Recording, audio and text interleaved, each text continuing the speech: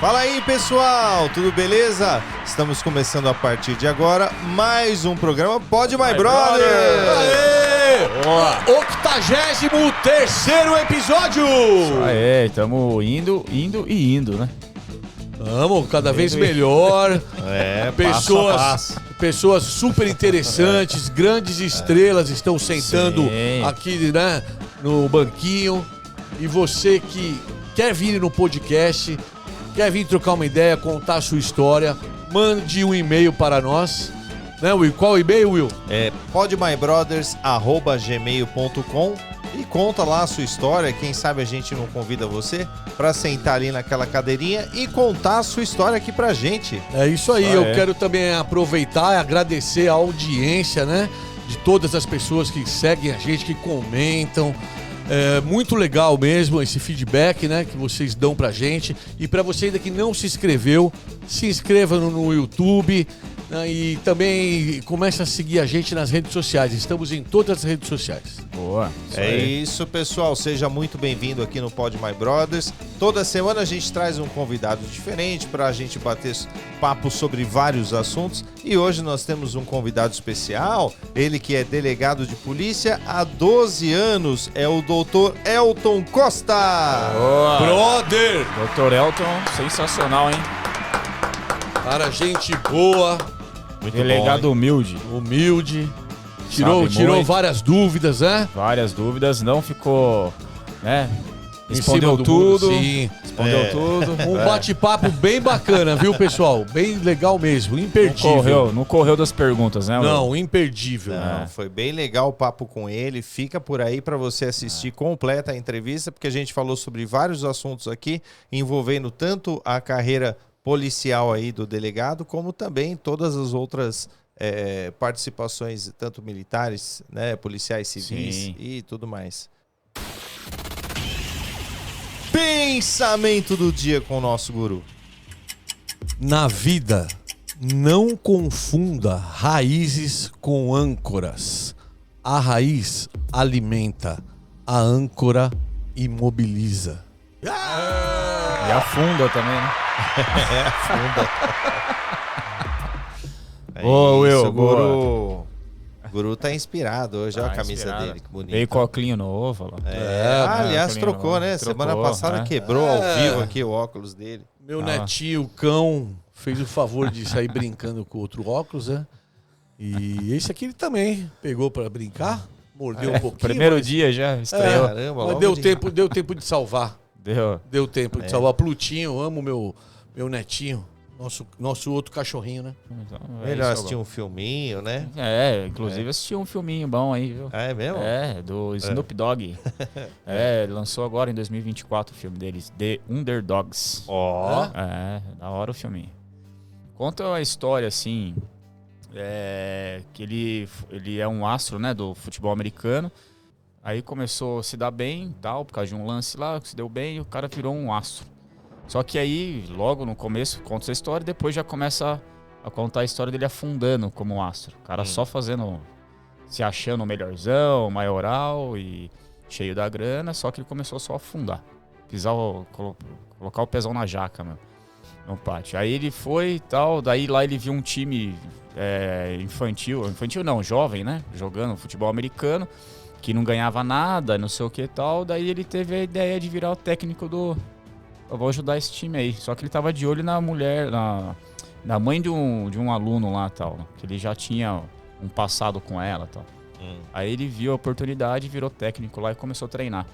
Só que ele foi revivendo essa história do esporte, né, que ele tinha, tal, e ele foi melhorando como pessoa, tal, e conseguiu resgatar vários valores, enxergar a arrogância dele, não sei o que e tal, e consegue fazer o time melhorar, né, no campeonato e tal. Aí eu não vou contar, né, o que aconteceu. Conta. Será? Conta. Será? Então, aí no último jogo, cara... Com spoiler. o mesmo. último Chegou já. no último jogo O último. do time lá que ele tava treinando pra ganhar. O cara morreu. Não ganhou. Você quer ganhar, não ganhou. Não deu? Não ganhou. Não. Você espera o quê? Pô, teve uma ascensão do caramba, aí chega no final do último jogo, vai ganhar, né? Não ganhou. Mas aí tem uma lição de moral aí, né? Lógico. Aí que é legal o filme, é bem legal. Isso eu não vou contar, vocês vão ter que assistir pra saber a lição de moral. Boa, É da hora. E aonde que assiste? Qual a plataforma, Luiz? É Netflix, né? Netflix? Tá no Netflix. Netflix tem a Paramount também, eu acho que tem várias plataformas aí. Que o Snoop Dogg ajuda aí uma instituição e teve mais não sei quantas mil crianças que passaram para essa instituição que treina crianças que não têm renda muito alta, né, renda baixa, para jogar num time, para treinar como no futebol americano. Faz um trabalho social. Social, para deixar as crianças... É bem bacana, eu achei bem interessante. Assim. Pô, legal, hein, Luizinho? Irmão. Uma boa dica, hein? Você, e você, irmão, o que você anda aprontando aí?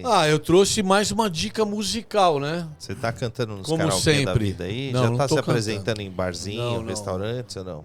Não. Ainda não? Eu canto apenas por uma brincadeira aqui no podcast só. Entendeu? E nada remunerado. Mas você leva jeito, viu? Por que você não investe eu acho nisso? que você tinha que investir na carreira. Já falei Quem também. sabe um dia, né? Vamos ver lá com o Rick Bonadil o que acontece, né? Quem é o Hoje nós vamos ver. Daqui a pouco tem palhinha, não tem? Daqui a pouco? Tem. Então a dica musical de hoje, pessoal, é um show imperdível de Rick Renner. Que voltaram de novo, eles já separaram e voltaram umas 2, 3 vezes. Tá igual marido e mulher. Agora voltaram de novo. Você tá trazendo só as duplas que separam e voltam, né? Sim, cara. É a segunda já. Olha só, esse show vai ser na Casa Porto Valente, em Nazaré Paulista. Olha, aqui do lado, hein? pertinho, pô. No dia 30 de março, às 19 horas. Após a apresentação da dupla, quem encerra a noite é o grupo country Red Fox. Os caras são bons, hein? Sim, Red Fox. Você conhece os caras pessoalmente, né, Will? Conheço. O Red Fox não veio aqui na virada do ano, que fez o show aqui? Não sei se foi aqui, né? Atibaia? Foi. Acho que foi na virada do ano. Foi sim, verdade. Foi eles, verdade. eu vi, eles cantam tudo em estilo country. Isso. Bem legal o da som hora. deles. O acesso ao Porto Valente é feito na rodovia Dom Pedro I, quilômetro 44,5. Serão ingressos limitados nesse show, que é um show mais intimista, né? É uma casa menor e por isso o ingresso vai custar um pouquinho mais caro. R$400 o ingresso. Oi? É preço único? Preço único. 400 conto. 400 conto por pessoa. Tem meia ou não? Eita. Não. Que eu saiba, não tem meia, não. E se falar que viu aqui, não pode? Pode, meu brother. Fica um pouco mais barato. Deve ficar uns 390. E 9.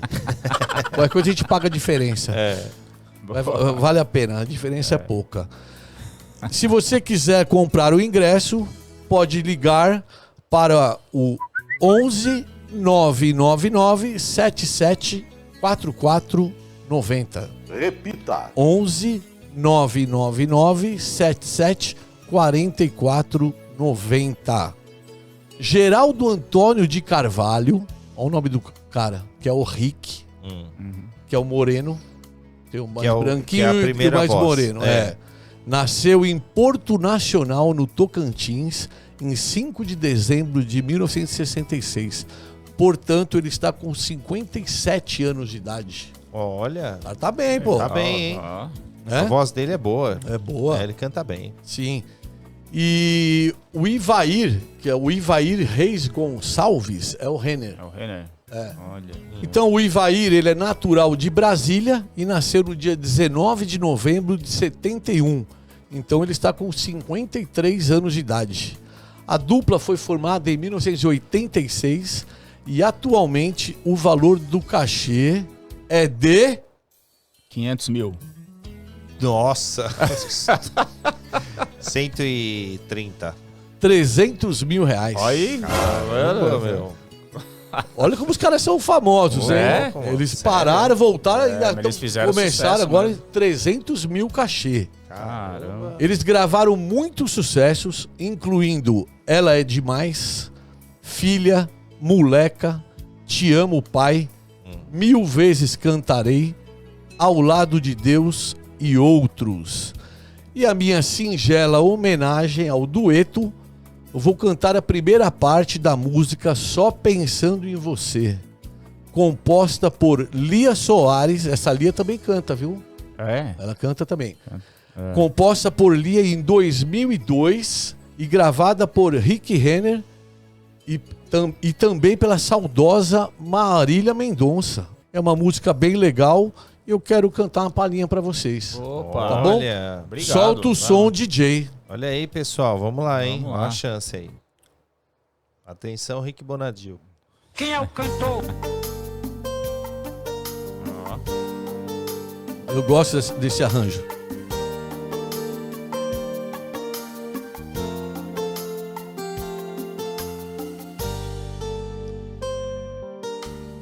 Recordações não param de atormentar minha cabeça com o que passou.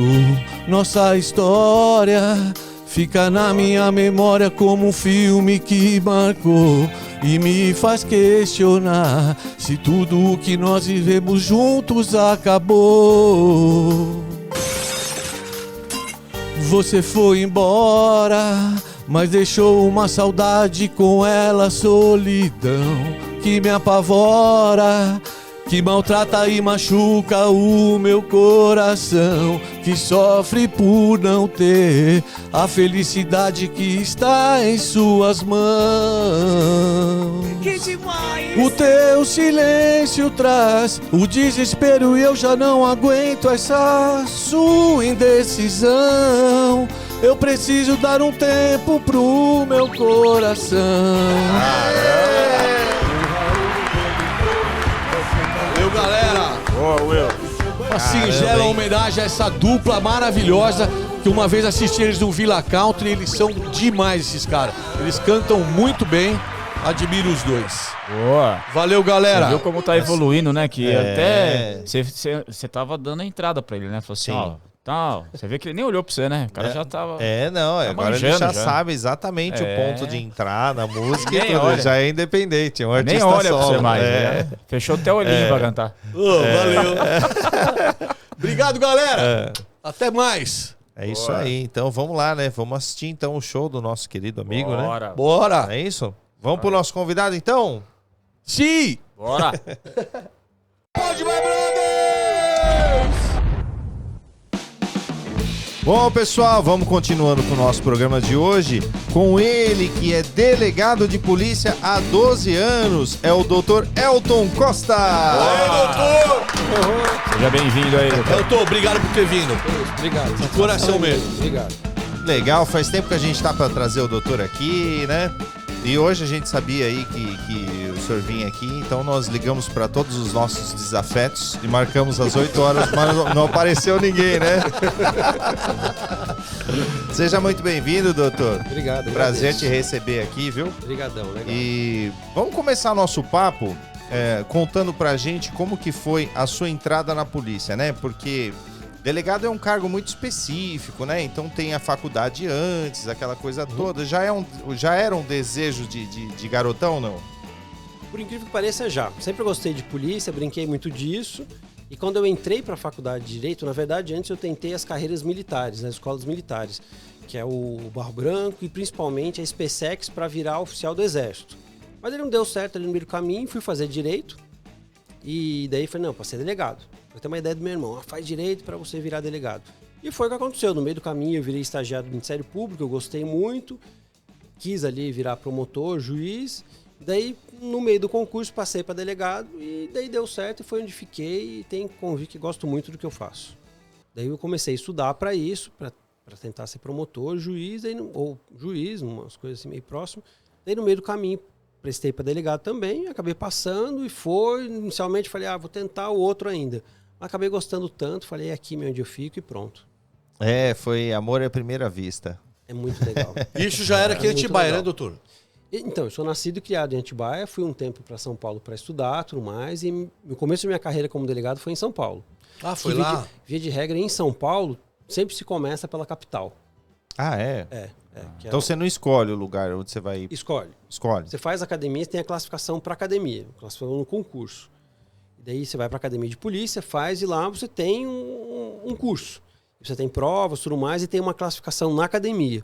E daí nessa classificação você escolhe para qual distrito, dentre os que forem abertos naquela época, para onde você quer ir. Eles mais ou menos escolhe ali, você não está sabendo muito o que está acontecendo, e escolhe, pronto, e vai. Daí naquele primeiro momento eu escolhi para trabalhar na Zona Leste, porque era mais próximo, uma coisa ou outra ali onde eu estava, e foi uma experiência legal. Trabalhei nos lugares bem periféricos, primeiro foi no 64DP, que é tem um lugar até diferente, né? Fica na rua Sonho Gaúcho. Nunca soube dizer o que era o Sonho Gaúcho, mas trabalhei nessa Não rua. descobriu. Mas era a rua Sonho Gaúcho, no 64DP, que era um DP mais na parte da Zona Leste um pouquinho melhor. E daí depois eu fui pro 67, que é o Jardim Robru. Jardim Robru fica divisa com Ferraz de Vasconcelos, um dos Já um lugar mais... bem complicado, assim, de criminalidade, do local onde ele fica, um lugar difícil de ficar. Na minha época não tinha de onde muito comer lá, poucos restaurantes, um negócio meio complicadinho, muito perigoso, alta criminalidade, mas foi uma experiência boa. Já começa ali para ser forjado no pior, para depois ficar tudo fácil. Mas quando você chega numa delegacia nova, como é que é, doutor, se adaptar àquele trabalho? Porque tá rolando um monte de coisa já. Você chegou ali, como que é essa adaptação? Alguém passa tudo que tá rolando?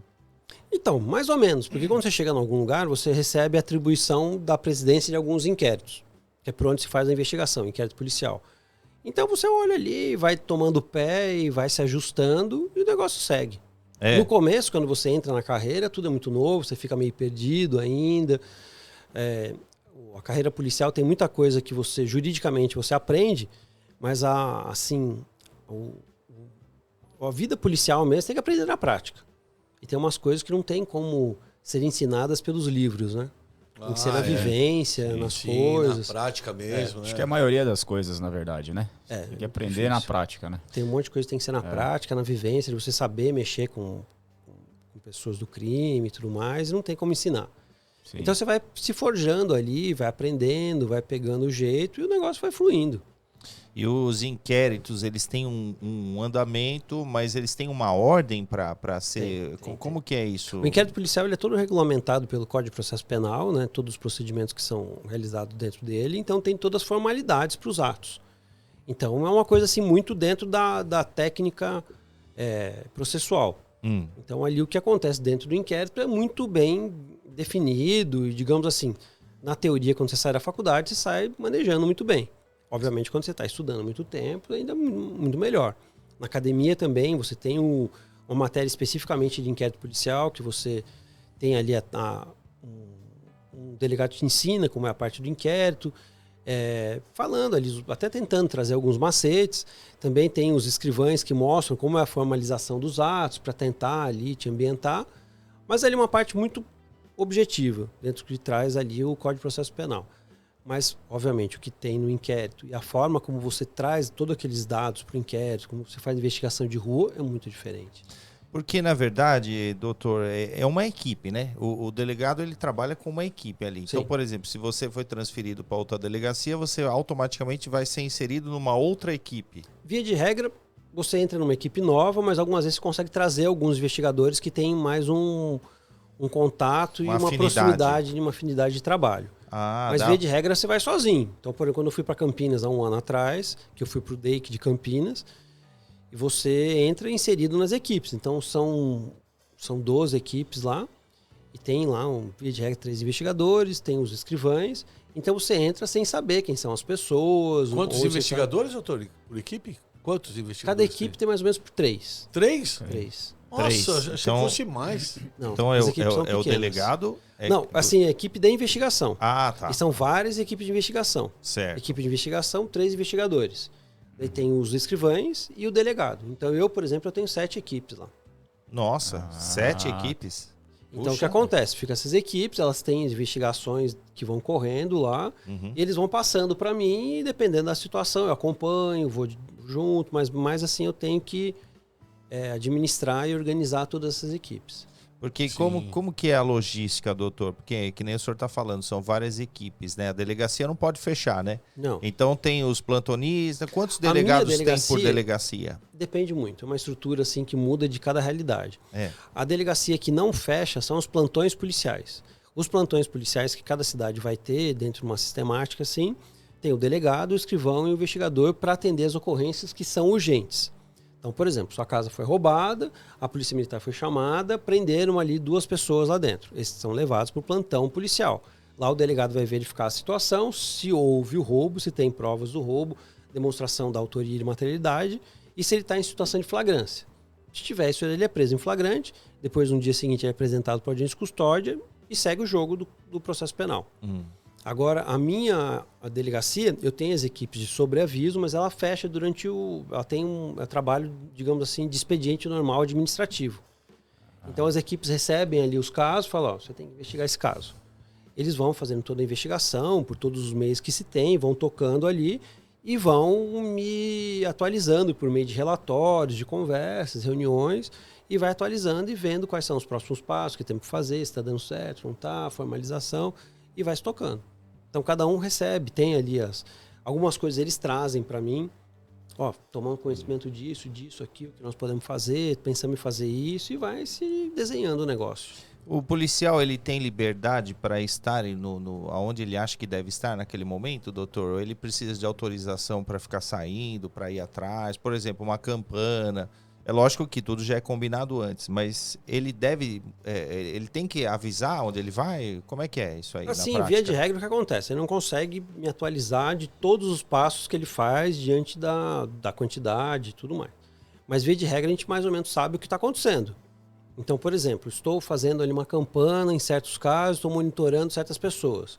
Então, não tem como saber se o monitoramento está sendo, tipo, essa noite ele passou durante o dia, o que ele fez, o que não fez. Mas eu sei que está monitorando e está tentando chegar até que ele chegue com um relatório, está surtindo efeito, está chegando a alguma solução, estamos conseguindo chegar a alguma conclusão ou está difícil sair. Entendi. Tem um Então, padrão, depende. tem um padrão para ele seguir, então, uma norma, alguma coisa assim? ou Um padrão específico da Não. investigação não, porque ela é muito dinâmica.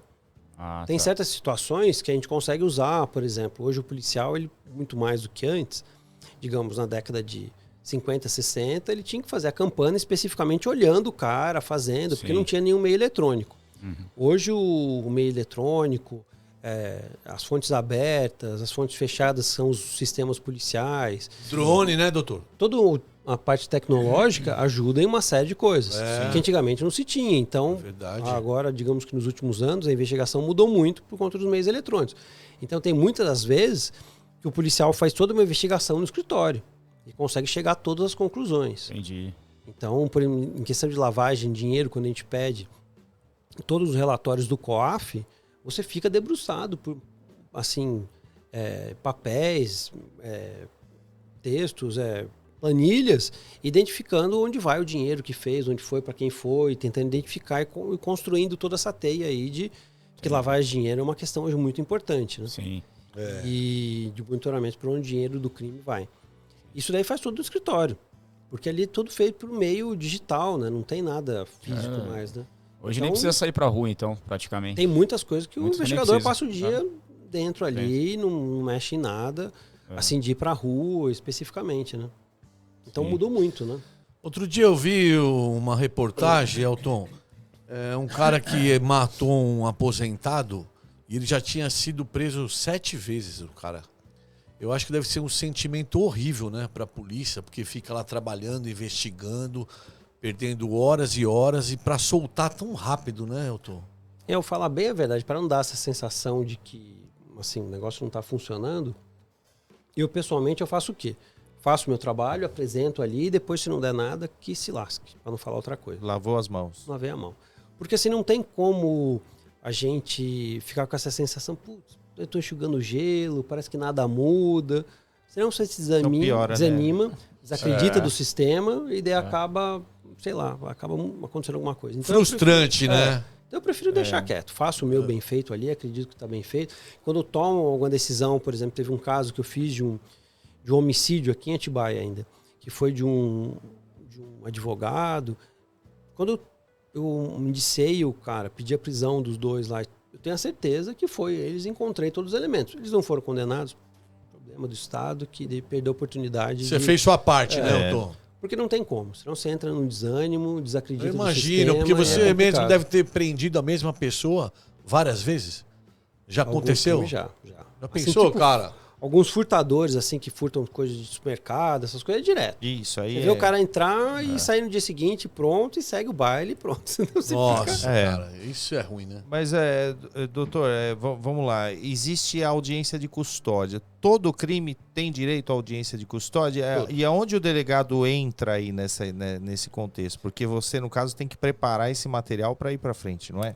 Assim, a audiência de custódia, ela tá para verificar se houve algum tipo de abuso policial. Não tem como dizer outra coisa. E para verificar ali a necessidade de ele ser mantido preso.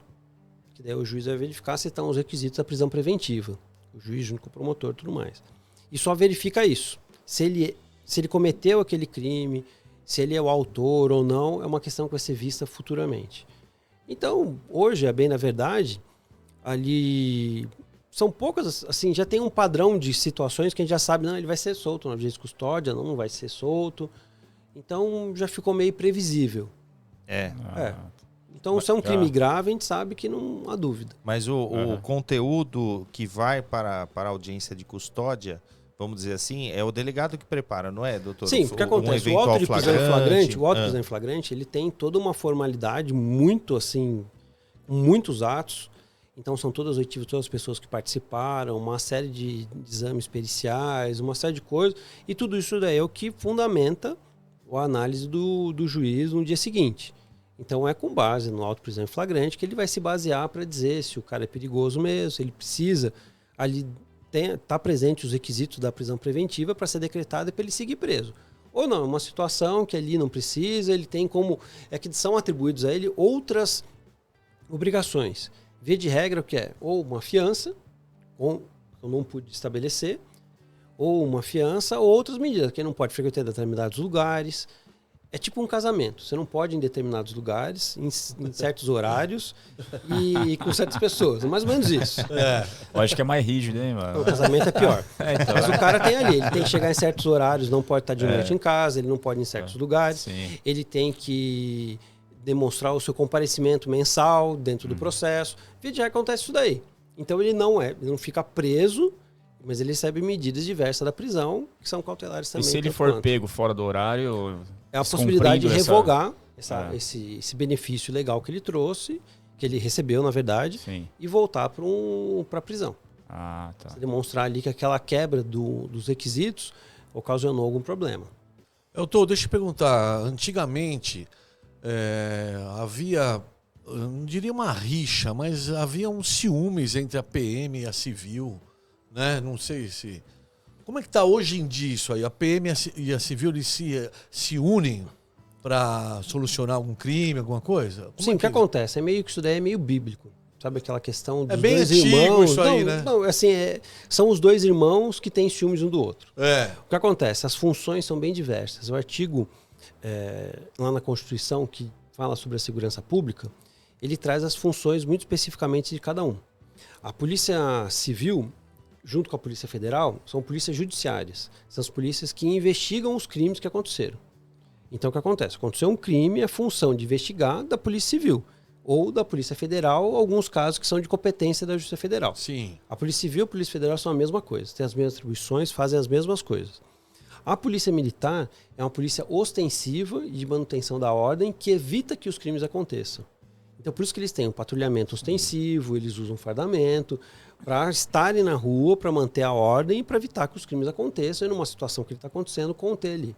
Então sempre teve ali, podemos dizer, com algumas situações, uma desavença, porque a Polícia Militar, em eventualmente havendo alguma situação de flagrante, assim, de um flagrante de um crime, ele tem que apresentar para o delegado de polícia. E daí pode vir uma divergência do que foi feito. Ele está sendo investigado e ali pode Não, atrapalhar digamos assim, trabalho. houve um roubo. O roubo está acontecendo aqui. Houve um roubo, você ligou para a Polícia Militar foi até a sua casa e pegou os dois autores. Sim. E levou lá para a delegacia para o delegado avaliar o que vai acontecer. O delegado pode falar, putz, assim, ele não está em situação de flagrante, ou não tem como provar que é ele, não está muito limitado, eu vou tomar uma atitude. E o policial fala, putz, eu queria que fosse preso, eu acho que aquela situação. Então, ou seja, a interpretação do policial militar que fez a prisão como a do delegado de polícia que vai ratificar e vai decretar a prisão é outra, então gera uma animosidade. Sim. Mas assim, o que acontece, né? Aqui em Atibaia, quando eu trabalhei, eu sou nascido e criado aqui na cidade, e depois acabei casualmente trabalhando muito tempo aqui, e tínhamos ali uma proximidade muito grande com a PM, com a guarda, até teve aquele negócio que nós inventamos, o GGI, Gabinete de Gestão Integrado.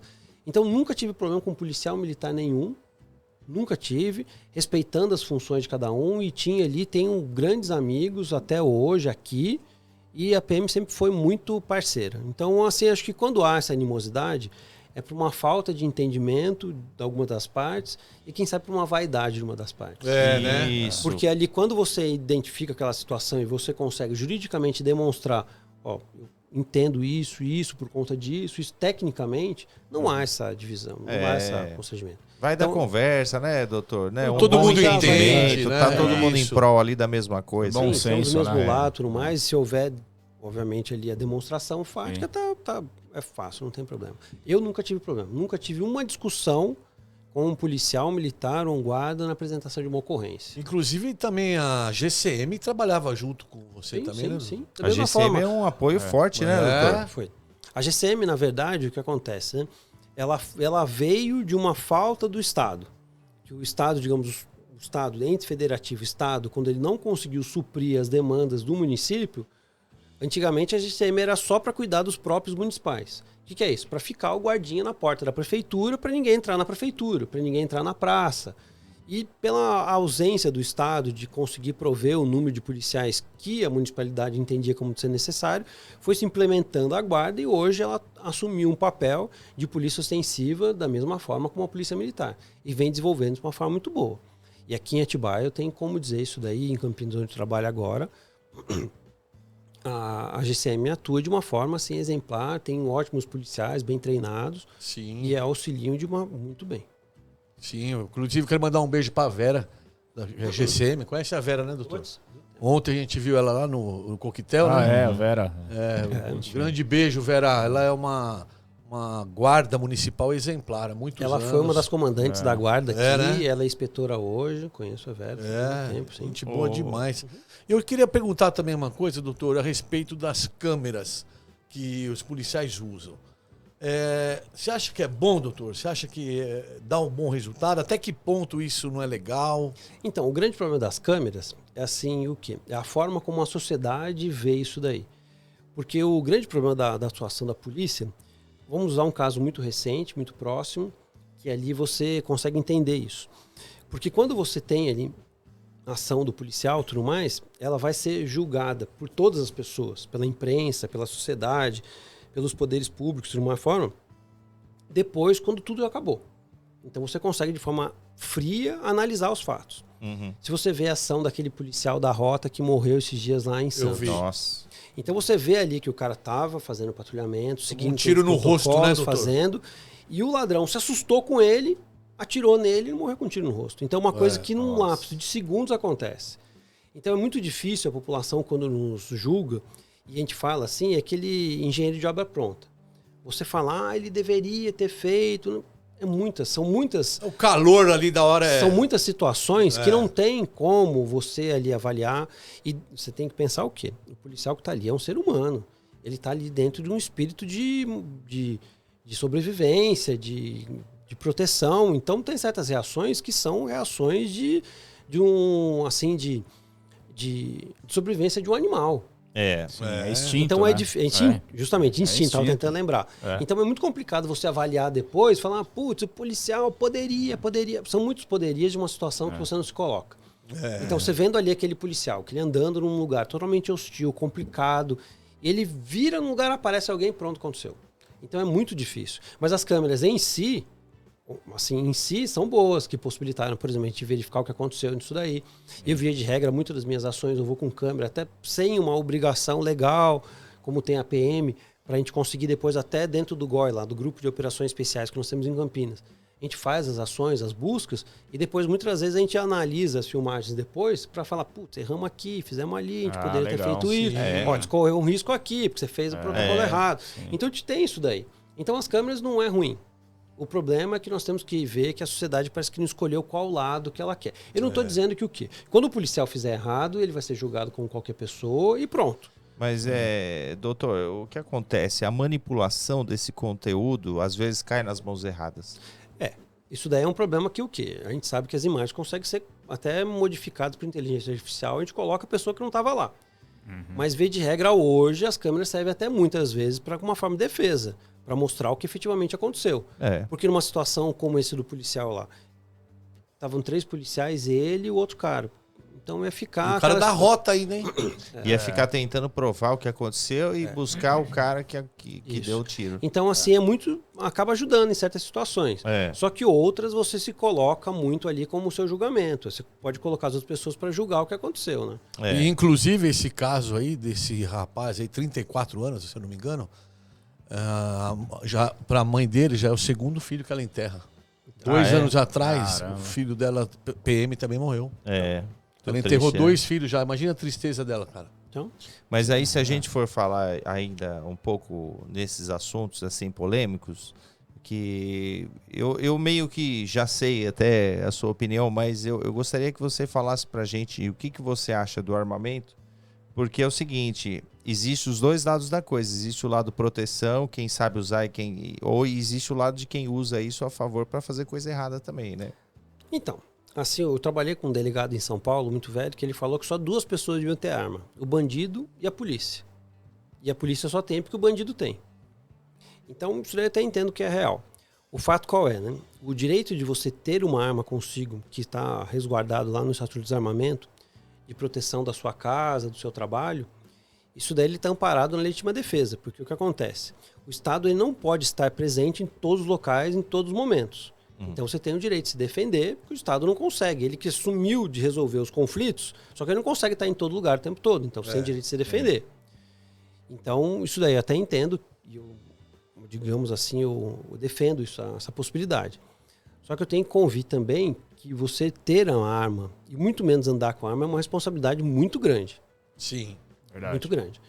E que isso daí nós tivemos uns exemplos nos últimos anos, com o aumento de uma série de pessoas com arma, até dessas pessoas que são os CACs, nós tivemos vários exemplos de problemas. Porque assim, a pessoa que efetivamente tem a arma dentro da sua responsabilidade, consegue ali administrar tudo isso aí, ótimo.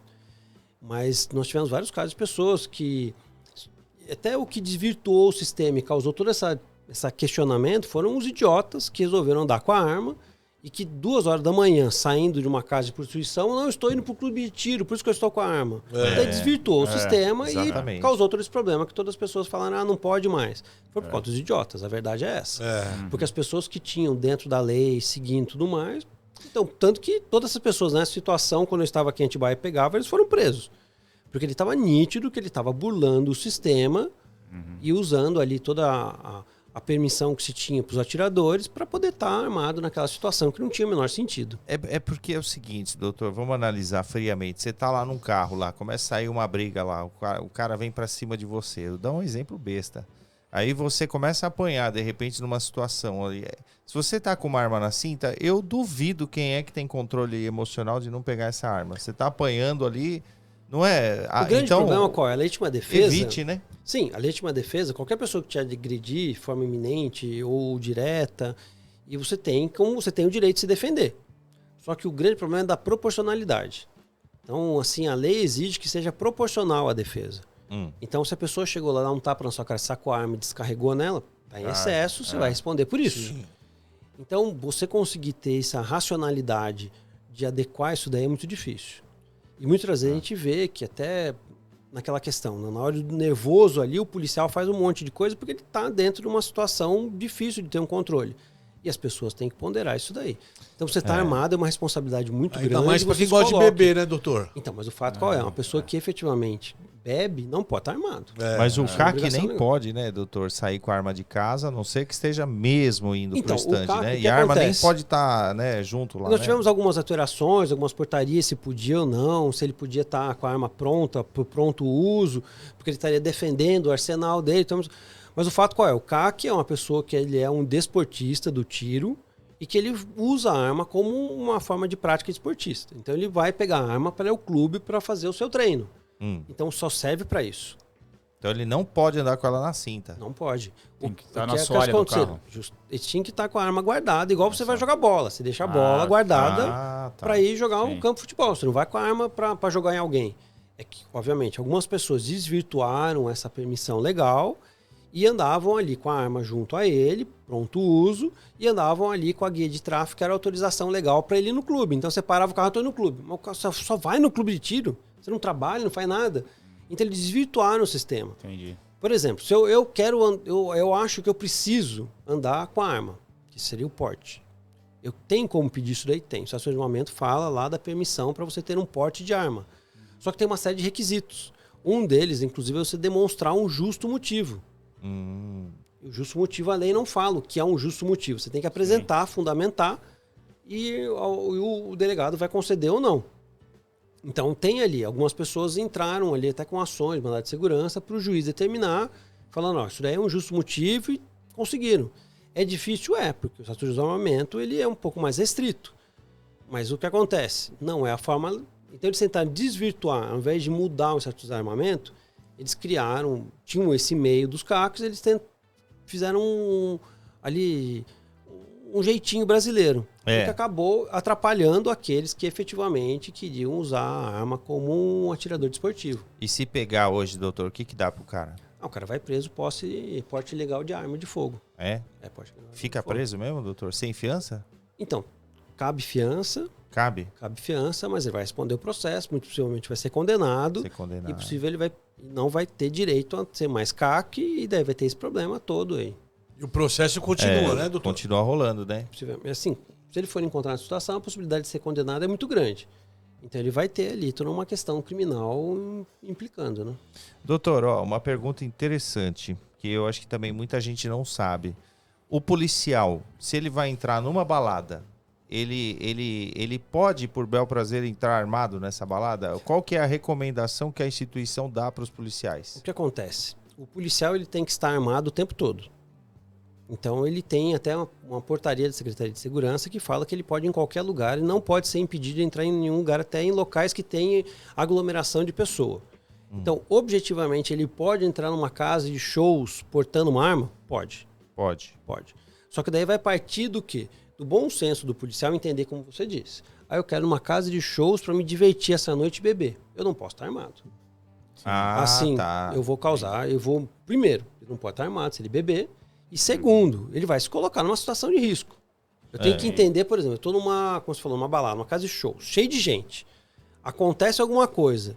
Se eu for instintivamente pegar a minha arma, eu vou atirar muitas outras pessoas, vou colocar em risco e vou entrar numa discussão. Por que eu estava lá? Por que eu fiz isso? Então, ele se coloca no risco, é uma opção dele. Então, ele pode estar lá? Pode. Tem a permissão legal para isso? Sim. E o fato de beber, doutor? Isso daí pode. Pode dar algum problema para ele? Pode dar problema pra ele. Ele não arrumou briga, ele tá na dele, mas ele tá tomando lá uma breja lá com a arma na cinta. Assim, dá algum problema? É que assim, vamos dizer assim, se a casa cai de algum jeito ali, ou se não, houve... só chegar lá e falar, você tá bebendo, você tá armado. Não seria uma verificação objetiva. Certo. Só que é uma cautela muito grande que ele tem que tomar, porque você tem ali a diminuição dos sentidos, dos reflexos, e você tá armado, você tem que estar muito seguro em relação a isso. Então você se coloca numa situação de risco muito grande, e de risco no sentido de fazer alguma besteira e que a gente brinca, né? Aparecer no Fantástico no domingo. Tem tudo pra dar errado, né, doutor?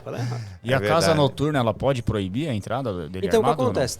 Ele tem o porte da arma, então ele pode estar em qualquer lugar. E tem a determinação lá da portaria que fala que ele pode estar em local coletivo, inclusive que há aglomeração de pessoas. Ele pode mas ele tem que se apresentar. Tem que se apresentar. Ele tem que se apresentar. Ele não que, pode assim, só falar, sou polícia.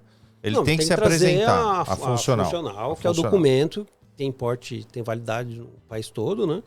E que dá o direito dele estar armado em qualquer lugar do país. Então ele tem que chegar lá, se ele for para um revistado, sou policial, tenho ali, minha arma está aqui, pronto e feito. E doutor, ainda nessa linha, se ele entra, ele está armado, ele passa a ter alguma responsabilidade mediante algum acontecimento que possa acontecer lá dentro? Por exemplo, sei lá, aconteceu alguma coisa lá, ele tem responsabilidade de agir?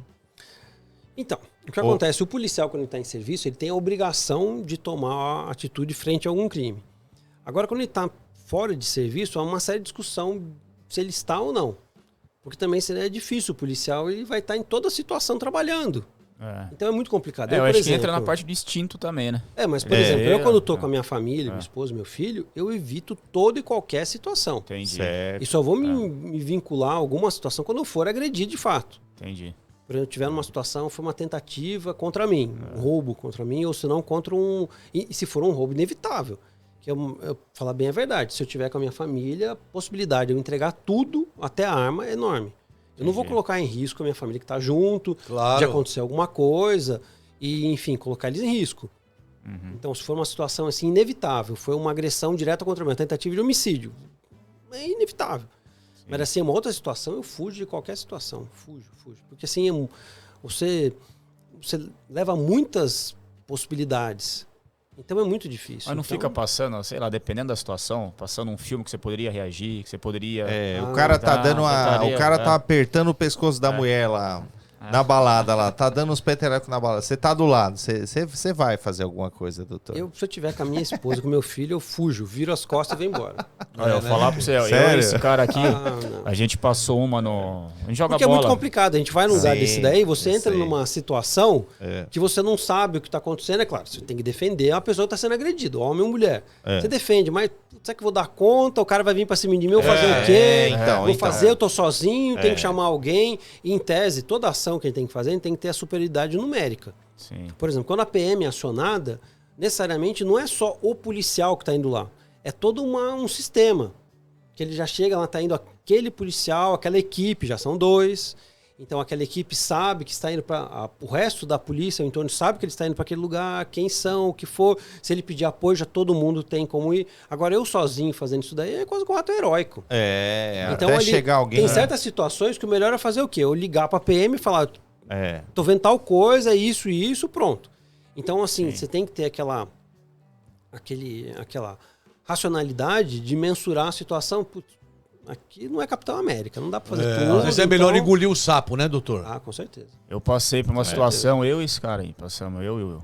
A gente tava, a mulher tava sendo agredida, o cara desmaiou a mulher no soco, e a gente, vendo aquela cena, a gente quis ajudar, foi lá e tal. Não, final da história, pra resumir tudo. Ela foi embora, montou na moto com ele e foi embora. No final da noite a gente foi com um cara de tacho. Eu e esse cara. Não, e o cara queria matar a gente. E queria bater na gente ainda. Estão respondendo o É que processo assim, até hoje. Então, nada. Assim, falar a verdade, né? Então, uma situação de até de violência contra a mulher, não tem dúvida que a gente tem que tentar ajudar. Sim. Até virou uma obrigação do síndico.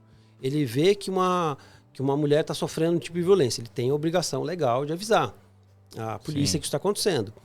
Mas é difícil, que não foram poucos os casos que uma situação que é levada a pessoa em flagrante, a mulher liga para a polícia militar, fala, meu marido está me batendo.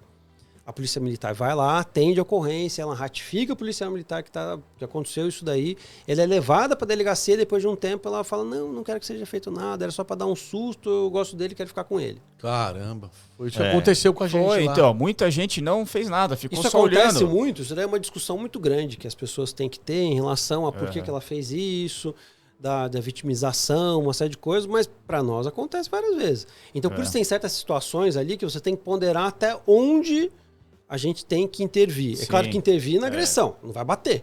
Mas do resto, vocês que se resolvam, porque é difícil. Doutor, falando um pouco de crimes, os que ficam, os que não ficam presos, que o cara tem mais benefícios ou não, por que a pensão alimentícia é levada tão a sério aqui em meio a tantas coisas pesadas? É uma opção legislativa. O legislador resolveu tratar dessa forma e eu tenho que convir que é um dos meios mais eficazes de você cobrar uma dívida, né? E por conta de ser uma dívida importante que gera, que faz ali a questão alimentar, né? Da criança, tudo mais, da responsabilidade de pai ou de mãe, a mãe também pode ser impedida a pagar por prisão, né? Então, a questão alimentar que gira em torno disso daí da responsabilidade do pai e da mãe, então é uma questão razoável e o legislador assim entendeu e é o que dá certo. É o que faz muitas vezes o cara pagar na marra. E tem cara assim de pessoas que a gente vê o quê? A pessoa tem a possibilidade, os meios financeiros para pagar, mas não quer pagar até por uma birra de uma briga que teve com a mãe. Então ele tem tudo aquilo ali, em vez de ele fazer essa discussão jurídica dentro do processo, ele faz desse jeito, some com patrimônio, faz e só vai pagar no dia que a gente prende ele. Daí no dia que prende, Aí Daí ele paga. aparece com o advogado e paga tudo. Tem muitos casos que são isso daí. É sacanagem. Né? Que o cara paga e depois corre com o advogado para soltar o alvará no mesmo dia, para fazer, para acontecer, porque o cara morre de medo de entrar no sistema, né? Mas ele, ou seja, quer dizer que não é que ele fez o pagamento por falta de meios, proventos. Ele não fez por conta de alguma satisfação pessoal ali. E a gente vê muitas vezes briga entre os pais, né? Sim, sim, imagino. Doutor, vamos falar um pouquinho, né? Porque, assim, da nossa cidade, né? O senhor já fez aqui, trabalhou muitos anos aqui também, né? E teve bastante casos de repercussão, porque por mais que as pessoas achem que Atibaia é uma cidade interior, mas a gente está colado com grandes cidades que talvez, né, atraiam coisas ruins para cá, né? Então eu queria que o senhor falasse para a gente os principais casos que o senhor atuou aqui na nossa cidade, a começar até, de repente, daquele assalto que teve nos bancos ali, que o senhor participou ativamente ali, né? Na investigação, né? Foi. Assim, Atibaia, como você falou, né? Uma cidade interior, pequena, mas com a proximidade dela de São Paulo, ela tem, assim, uma repercussão muito grande. E os criminosos que atuam aqui, eles têm uma característica de serem muito mais, assim, a característica dos criminosos de São Paulo do que no interior. É, né? A gente percebe isso muito nitidamente de quando a gente vai trabalhar em Bragança. Muda muito o tipo do criminoso aqui com lá. Ah, é? E é uma cidade muito próxima, né? Não era para ser isso daí, mas muda bastante. Atibaia tem uma característica bem assim de capital. É até próxima também, né? O público lá, mas enfim. Próximo de Dormitório Guarulhos também, né, doutor? A gente só não juntou com São Paulo por conta ali da Serra, né? Mariporã. Mariporã no meio, porque senão já seríamos a mesma coisa que São Paulo, né? Sim, sim. E tem uma característica muito grande, é muito próximo. E, enfim, então os casos aqui, tinha muitos casos de graves. E eu tenho que convir que acho que o lugar que eu mais trabalhei na vida foi aqui em Atibaia. É mesmo. Aqui era Caramba. muito, o Muito plantão é BOzinho. muito agitado, tem muita... A polícia, a Guarda Civil Municipal, a Polícia Militar é muito atuante, então tínhamos muitas prisões em flagrantes. E rodoviária também, né, doutor? Também, que nós temos duas rodovias que cortam a cidade, né? Sim. Tanto a estadual quanto a federal. Direto eles vão lá, né, na delegacia. Também. Então tinha muito a apresentação de flagrantes. E os casos que aconteciam aqui eram muito. Teve ano que a gente tinha quase que 1 ou 2 homicídios por mês. Caramba, doutor. E assim, foi diminuindo, agora diminuiu bem, tanto que Atibaia foi taxada como uma das cidades mais seguras do país, tudo mais. Mas tivemos muitos homicídios. Homicídios, assim, tanto casos envolvidos com crime passional, tudo como crimes envolvidos com facção criminosa. Então teve. E o caso do roubo a banco, foi naquela época que nós tínhamos, assim, quase que todas as cidades do interior foram vítimas disso. Foi uma onda, né? Foi uma onda. Agora diminuiu um pouco por conta, assim, A gente acredita que como a polícia militar assim, se implementou no tipo de armamento, então ficou uma situação muito perigosa, então eles afastaram isso daí. Mas tem acontecido em outros estados. Mas ficou uma onda e Atibaia não fugiu disso, né? É o novo cangaço, caso. né? Como mais que ou foi, menos. doutor, para o senhor naquele momento? Eu Que me foi de lembro madruga, que né? Foi de madrugada. 4 horas da manhã eu acordei com uma ligação do capitão Turola, à época, hoje major, dizendo que a cidade tá tendo roubo aos bancos. E daí, assim, 4 horas da manhã não tem o que fazer, né? Assim, eu tava ali, eu peguei a minha viatura, fui pra cidade para olhar o que tinha acontecido. E eu cheguei na base da PM, tava lá um carro incendiado e tinha um policial sido morto muito próximo. Os policiais dentro da companhia, assustadíssimos. Na delegacia eu liguei, no primeiro momento que ele me ligou, falei, tá acontecendo isso, não sai ninguém, fecha a porta, se esconde. Eles atacaram as bases, né? Falei, se esconde, fica aí. E eu fui um dos primeiros que eu cheguei lá no banco que tinha sido explodido, depois que acabou ali todo o confronto ali. E quando eu cheguei na Caixa Econômica Federal, estava uma cena de guerra. Você estava quase caído, eu entrei lá, umas coisas... Mas aí é cena de guerra, cena de filme de guerra. E daí a gente foi tentando achar as primeiras coisas, todos empenhados, e a gente conseguiu, com um deles que participou, que ficou responsável por fechar a rodovia, a gente conseguiu um documento que ficou abandonado no chão por conta de um policial que passava casualmente ali, um policial militar, que a gente conseguiu puxando e chegando em todos aqueles que foram presos no dia e depois que foram identificados depois. Conseguiram prender, então. Conseguimos prender. Naquele dia alguns, eu não me lembro se 5 ou alguma coisa, e depois conseguimos identificar mais alguns. Será que estão presos ainda, doutor? Com certeza. Porque daí Aí, grave, com aí certeza. fica, né, doutor? Aí fica. Sim. Fica mesmo. Os graves ficam graves. Fica preso mesmo. Mas eu não, assim... não consigo dizer se foram todos que participaram, foram responsabilizados, mas grande parte deles, sim. Ousadia muito grande dos bandidos também. Mas ô, doutor, tem crime organizado no meio? Ou pelo menos, vamos dizer assim, uma autorização? Porque o crime organizado a gente sabe, né, nos bastidores, que manda pra caramba, né? Infelizmente, Sim. entre a criminalidade, né? Quando o cara toma uma iniciativa dessa de ir lá assaltar um banco, ele tem que pedir pro comando alguma coisa? Não, ele não pede autorização para cometer algum crime. Hum. Assim, principalmente nessa situação. Ele não pede autorização, mas via de regra esse tipo de crime, eles têm um auxílio da organização. Ah, é? Com aluguel de armas, que são armas muito pesadas, né? Então, via de regra, eles têm o aluguel das armas pela organização criminosa. Eles têm, algumas vezes, algumas conexões, para apresentação, assim, de conseguir dinamite, explosivos. Então eles têm essa aproximação, mas não tem uma autorização, não. Foi Caramba, o caso aqui? alugava, eu não sabia disso aí não, doutor. Alugava. Foi o caso aqui, doutor? Alugaram? Sim, sim. É? sim, sim. É? As armas, via de regra, essas armas desse tipo, eles são alugados. A organização criminosa tem ali algumas armas de alguns integrantes que servem para isso. Que ficam ali em bunkers, né? E que são alugadas para cometer certas ações isoladas. Nossa, eu nunca imaginei isso. Olha só. É. Então é um grupo criminoso que se une, planeja o roubo no banco e aluga essas armas do crime Isso. organizado. Mas assim, Pra não, fazer isso. não deve ter Caramba. muitos, né, doutor? Assim, são muitos, Não. porque vamos Roubo, dizer que assim, é ladrão de corajoso, banco, é não. corajoso. Ladrão de né? banco é muito especializado, são pessoas muito técnicas, tudo mais, então não tem muito. Tanto que toda ação de roubo a banco, a delegacia do DEIC de roubo a bancos vem até a cidade para colher informações. Porque ali eles são sempre os mesmos que cometem, os têm as mesmos. mesmas características, tem um monte de coisa até de perfil genético que a gente consegue hoje identificar. Então, Entendi. eles já atuam. Então, tem a atuação local, que faz ali a investigação, mas com o apoio da roubo a bancos do DEIC, justamente por conta disso. Eles devem ter, tipo, treinamento pra isso. Treinamento tem- de tiro, treinamento tem tudo, de né? táticas, de guerrilha, tem tudo, tem tudo. Então, É, assim, manipular dependendo uma do arma tipo de dessa- crime, tem ali as pessoas especializadas. É. Esse é um time de crime que não é um idiota que cai ali de paraquedas. E se Entendi. eventualmente esse idiota que caiu de paraquedas, ele sabe do quê? Você tem que colocar prego no chão em tal hora. Uhum. Você vai ganhar tanto para fazer isso. Ele não sabe mais nada que está acontecendo. O que está Entendi. acontecendo não te importa. Você quer ganhar isso daqui? Quero. Então é isso para jogar o prego no chão. Beleza? Beleza. Se não jogar, você vai ver o que vai acontecer com você. Ele fica ali sentado com o balde, deu a hora, ele joga o balde e acabou. Entendi. Então, assim, os que participam efetivamente são pequenos, assim, as informações são muito restritas, a forma de comunicação é muito bem feita ali no momento, para não haver vazamento, muito bem feito, muito bem feito. Caramba.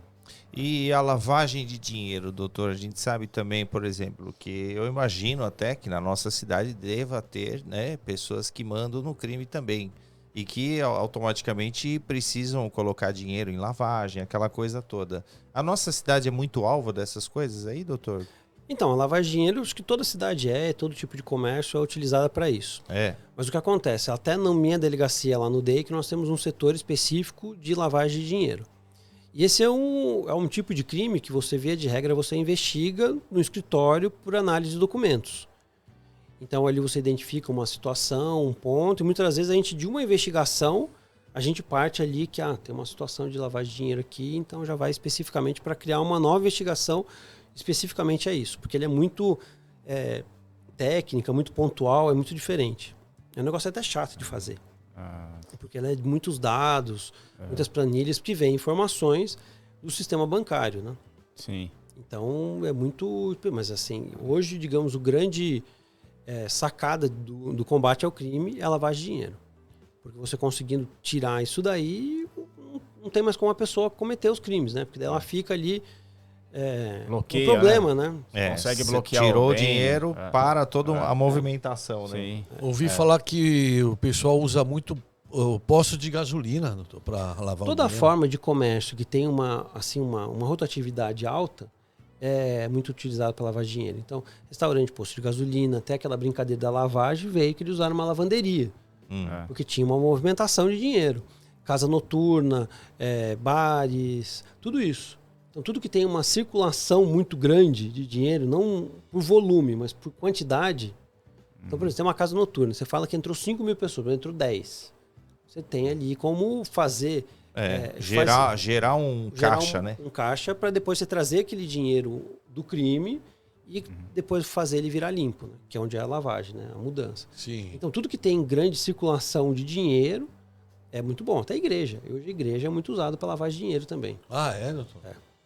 Porque a igreja Até tem toda a igreja, aquela... doutor? Até a igreja. Caramba. Olha. Então, assim, tem aquela dificuldade para você encontrar ali as situações. Via de regra, eu não posso dizer aqui, mas são igrejas falsas. Né? São criadas simplesmente para você lavar o dinheiro. Até porque a igreja ela tem aquela imunidade tributária de você não pagar imposto do que a igreja, enfim, recebe. Não dos seus agentes. Então, por exemplo, se você é um sacerdote religioso, qualquer um que seja, você tem ali uma renda que vem da igreja, você tem que pagar imposto de renda. Só que a igreja em si, não. Então, é uma forma. Você não tem como dizer... você podemos hoje aqui, vamos abrir uma igreja? Vai ser a igreja do abacaxi. E você não precisa ter membros, você não precisa ter um estatuto, uma diretriz, nada. Criamos a igreja e a partir de hoje tem 5.000 pessoas vindo aqui adorando o abacaxi e está entrando muito dinheiro. E esse dinheiro passa a ser limpo, porque ele tem imunidade tributária, todo mundo dá em dinheiro. É dízimo, é oferta. Dízimo, oferta. Dá quanto quiser, não dá para saber quanto vai entrar. E pronto. Mas então, aí você não Nossa. pode começar uma investigação por si só, doutor? Por exemplo, você foi numa igreja dessa, você falou, isso aqui Pode. é lavagem de dinheiro. Pode. Você pode começar você a... Posso, eu vou em algum lugar, puta, tá estranho isso daqui, alguma coisa. A gente faz uma análise ali preliminar e começa a investigação. Muitas das nossas investigações começam assim. De um tirocínio, de um policial, de alguma coisa que olhou, puta, tá muito estranho isso. Para loja de carro. Loja de carro é muito utilizada para lavagem de dinheiro também. Então, a loja tá muito estranha, muito carro caro, e não tem ali, você não vê as coisas passando. Vê uma pessoa lá comprando nada, né? Então fala, tá muito estranho. E por que denúncia assim, também? Denúncia, tem muita nós denúncia? temos muita denúncia anônima, pelo 811, a pessoa vem, conta uma história lá e faz, não se identifica. A gente vê as denúncias, obviamente que a gente dá uma analisada, verifica, e não é assim, toda denúncia que veio, ela repercute numa investigação. A gente vê ali, tem uma análise, porque tem, acho que 60% das denúncias anônimas é de vizinho querendo atrapalhar o outro. Tem muito. Briga pessoal, coisa pessoal. Ex-mulher, vizinho, cachorro late, então fala que o cara é traficante. Nossa. O cara fuma. Então tem umas... o cara tinha um carro, ele comprou 2, é traficante.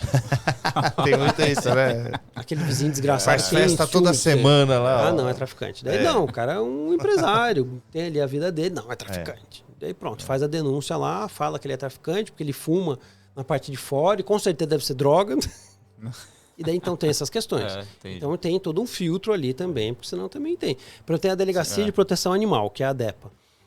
Essa delegacia especial também recebe ali as denúncias de pessoas de maus tratos a animais. 60% é de pessoas, de vizinho que se incomoda com o cachorro do lado que está latindo. E fala que o cachorro está sendo maltratado. Não, o cachorro está sendo maltratado, que ele late o dia inteiro. O cachorro late.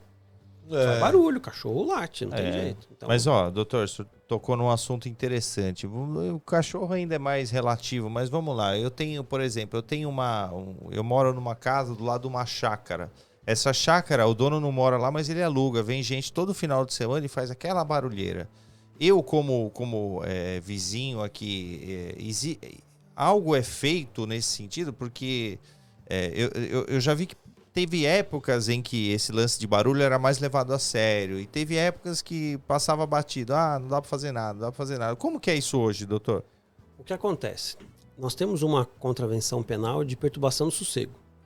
Contravenção penal é um crime muito pequeno, a pena por dias multa é besteira. Mas tem esse viés criminal, que é muito pequeno. Então, digamos assim, o seu vizinho fez barulho esta noite. Você tem que ir à delegacia, fazer o boletim de ocorrência, dizendo que na data de hoje ele fez barulho. Dentro do script criminal, o que vai acontecer? Ele vai ter o processamento, que ele vai ser punido dentro do que a lei fala por aquele dia que ele fez barulho. Não impede que ele faça barulho no dia de amanhã. Por exemplo, o tipo penal lá, o 121, fala matar alguém.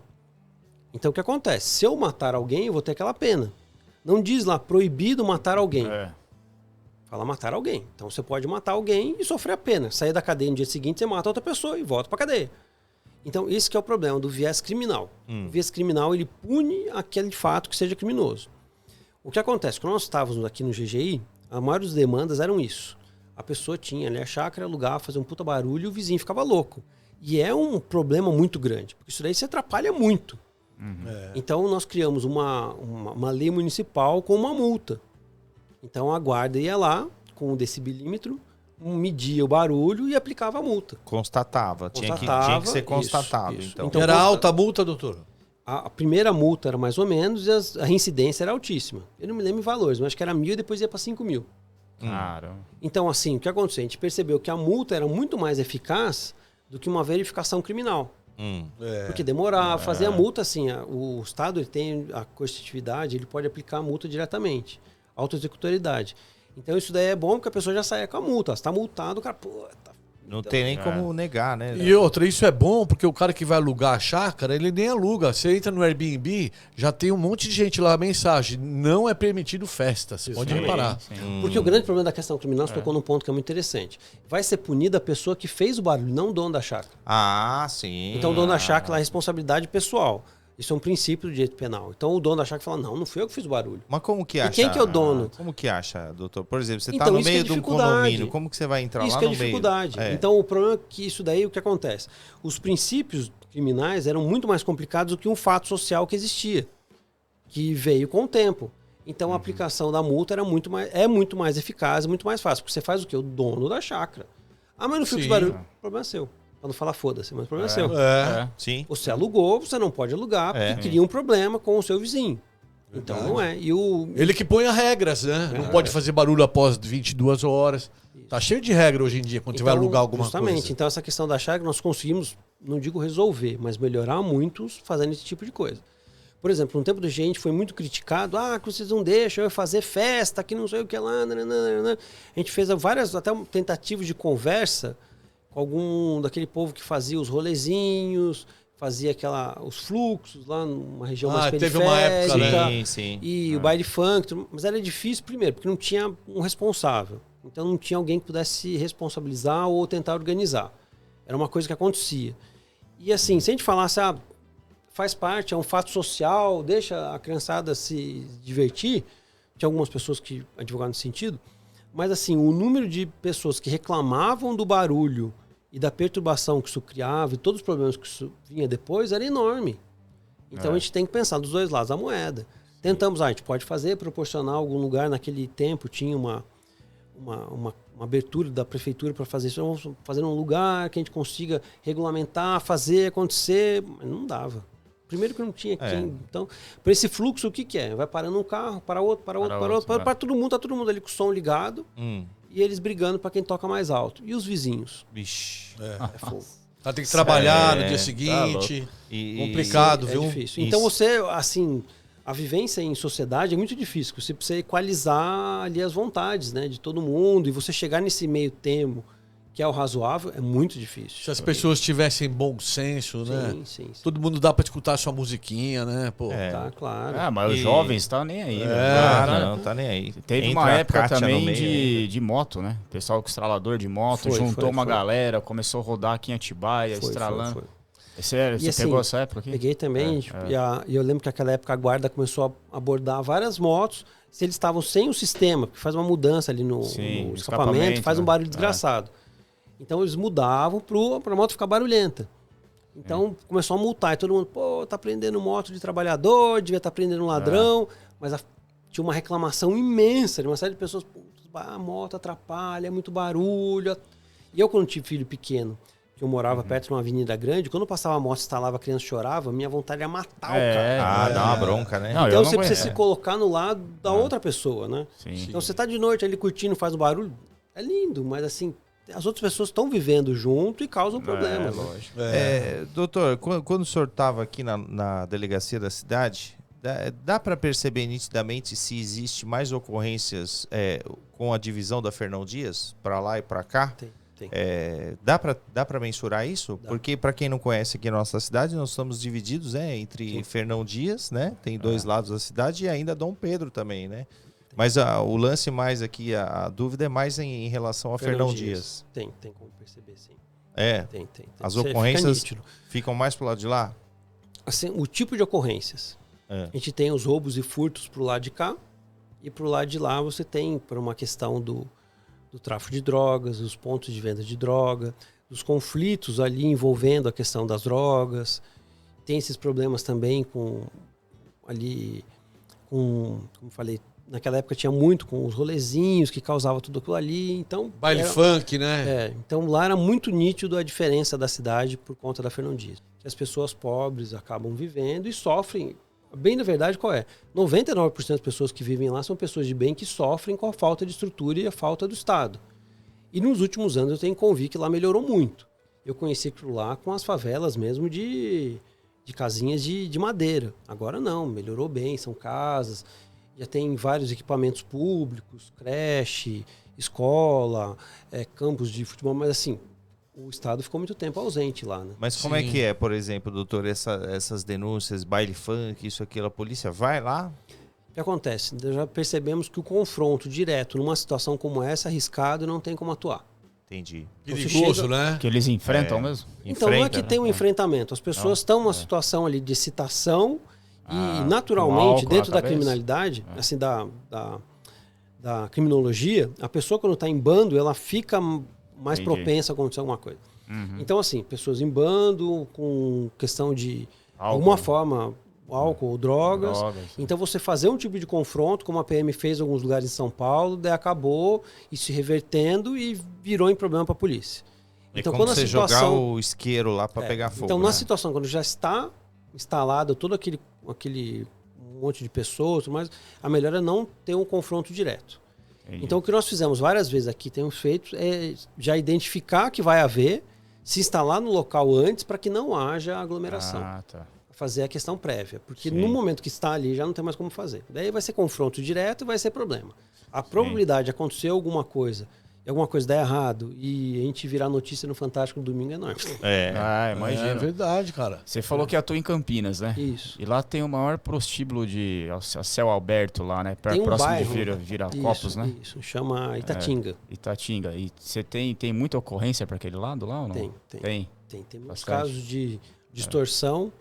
As pessoas são levadas lá e falam, você consumiu 5 mil aqui, você não vai sair enquanto não pagar. Acontece isso. Nossa, cara. E a pessoa é coagida lá por pessoas do crime, juntamente com as meninas que trabalham. Porque provavelmente deve ser o crime organizado ali que tem, né? Tem uma atuação muito grande do crime organizado lá. Tem uma atuação muito grande do crime organizado lá. Caramba. E ali é uma coisa histórica, foi meio que um bairro, tem uma história que foi criado para tirar elas da região central. E se criou ali um bairro todo com bares envolvidos com a prostituição. É um lugar até meio peculiar. Você passa na rua, as meninas estão na rua com pouca roupa. Uma coisa assim é meio peculiar. Mas é uma coisa que não consegue mais controlar ali. Não adianta. Não. E que, assim, a questão da prostituição, a prostituição em si não é crime. Sim. O que é crime é a exploração da prostituição. Certo. Então é uma questão difícil de você combater. É difícil de você combater. Quando eu trabalhei aqui em Atibaia, eu fiz, né? Eu fechei algumas casas noturnas que ficava comprovada ali a exploração, né? Então tinha uns amigos meus que falavam, Elton, você não precisa fechar a casa, é só tirar a sua mãe. Belo amigo. Bela amigo, hein, cara. Ixi, cidade pequena ainda, hein? E porque, assim, era uma questão complicada, tinha vários fatos, mas ali parece que é meio estranho, né? Algumas falam, o delegado vê, tem esse negócio, mas não tem muito o que ser feito. E eu falar bem a verdade, tive várias vezes, até aqui, que eu fiz enquete, um monte de coisa, e sinceramente é muito difícil você ter a comprovação da exploração e tudo mais. Teve casos que a gente foi lá, já tinha menores, é crime, mas tinha menor, prendia o cara, parece que o negócio não desenrolava, é difícil. É difícil. A comprovação, a caracterização da exploração, de como é, e é uma coisa que é meio socialmente aceita, né? Então fica ali meio que uma... cultural já, né? Cultural. Doutor? Eu também tenho Coisa antiga, né? Eu também tenho uma dúvida falando em coisa antiga, doutor. Tem determinados pontos ali no Caetetuba, por exemplo, que é tráfico de droga há 30 anos já. E por que nunca acaba, doutor? Porque é assim, o que acontece? Se eu colocar uma base da polícia naquele lugar, aquela esquina há 30 anos é um ponto de droga. Se eu colocar uma base da guarda ali para ficar 24 horas, ele vai para o lado de lado e vai deixar aquele e vai migrar. E a gente já estatisticamente demonstrou que antigamente achava eu tenho que criar várias delegacias, várias bases. isso aí não traz mais segurança. O que potencializa é uma viatura, que é uma coisa móvel, que consegue estar em mais lugares e mais tempo. Então, hoje, o que se entende é o quê? O patrulhamento móvel ele é muito mais eficaz do que o estático. Mas não tem jeito. Parece que assim, dá a impressão, putz, se eu colocar uma viatura ali vai acabar. Não, eles conseguem de um jeito. Eles mudam para o outro lado e o negócio continua vendo. E se prende um, aparece 10. É formiga, né? Infelizmente é. Até uma discussão muito grande que se tem até no STF em relação ao pequeno traficante. Isso não é uma discussão mais sociológica do que dentro do crime, do estudo criminal. Porque é uma questão do que? A pessoa sem ali uma instrução, que não teve oportunidades, e ele não tem outra coisa a não fazer na vida, ele vai trabalhar com o tráfico. Vai ser preso. É o que grande parte da população carcerária é formado de pequenos traficantes. E daí, quando ele passou por esse momento dentro da cadeia, ele é efetivamente, pode-se dizer, né, boa parte das vezes, ele é admitido pelas organizações criminosas, ele é inserido nesse sistema e depois, de fato, ele vem com uma outra sistemática, ainda uma situação pior. Sim. E sem contar que aquela pessoa que passou por uma vez pelo sistema carcerário, a chance dele voltar a um sistema de trabalho ilícito é muito pequena. Então, ali, todas as discussões sociológicas em relação a isso é muito complicado. Porque consta, né, doutor, quando puxar os antecedentes do cara. Então, né? Fica ali uma situação que é muito difícil a gente receber. Então, quer dizer que nós vamos deixar o tráfico existir? Não.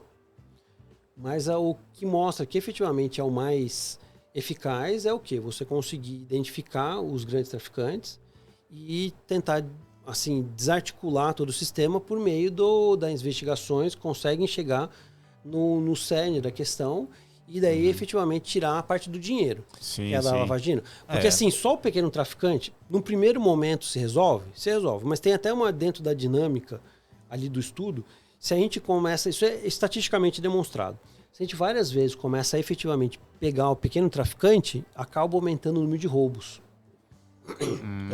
Já ouvi falar isso daí também.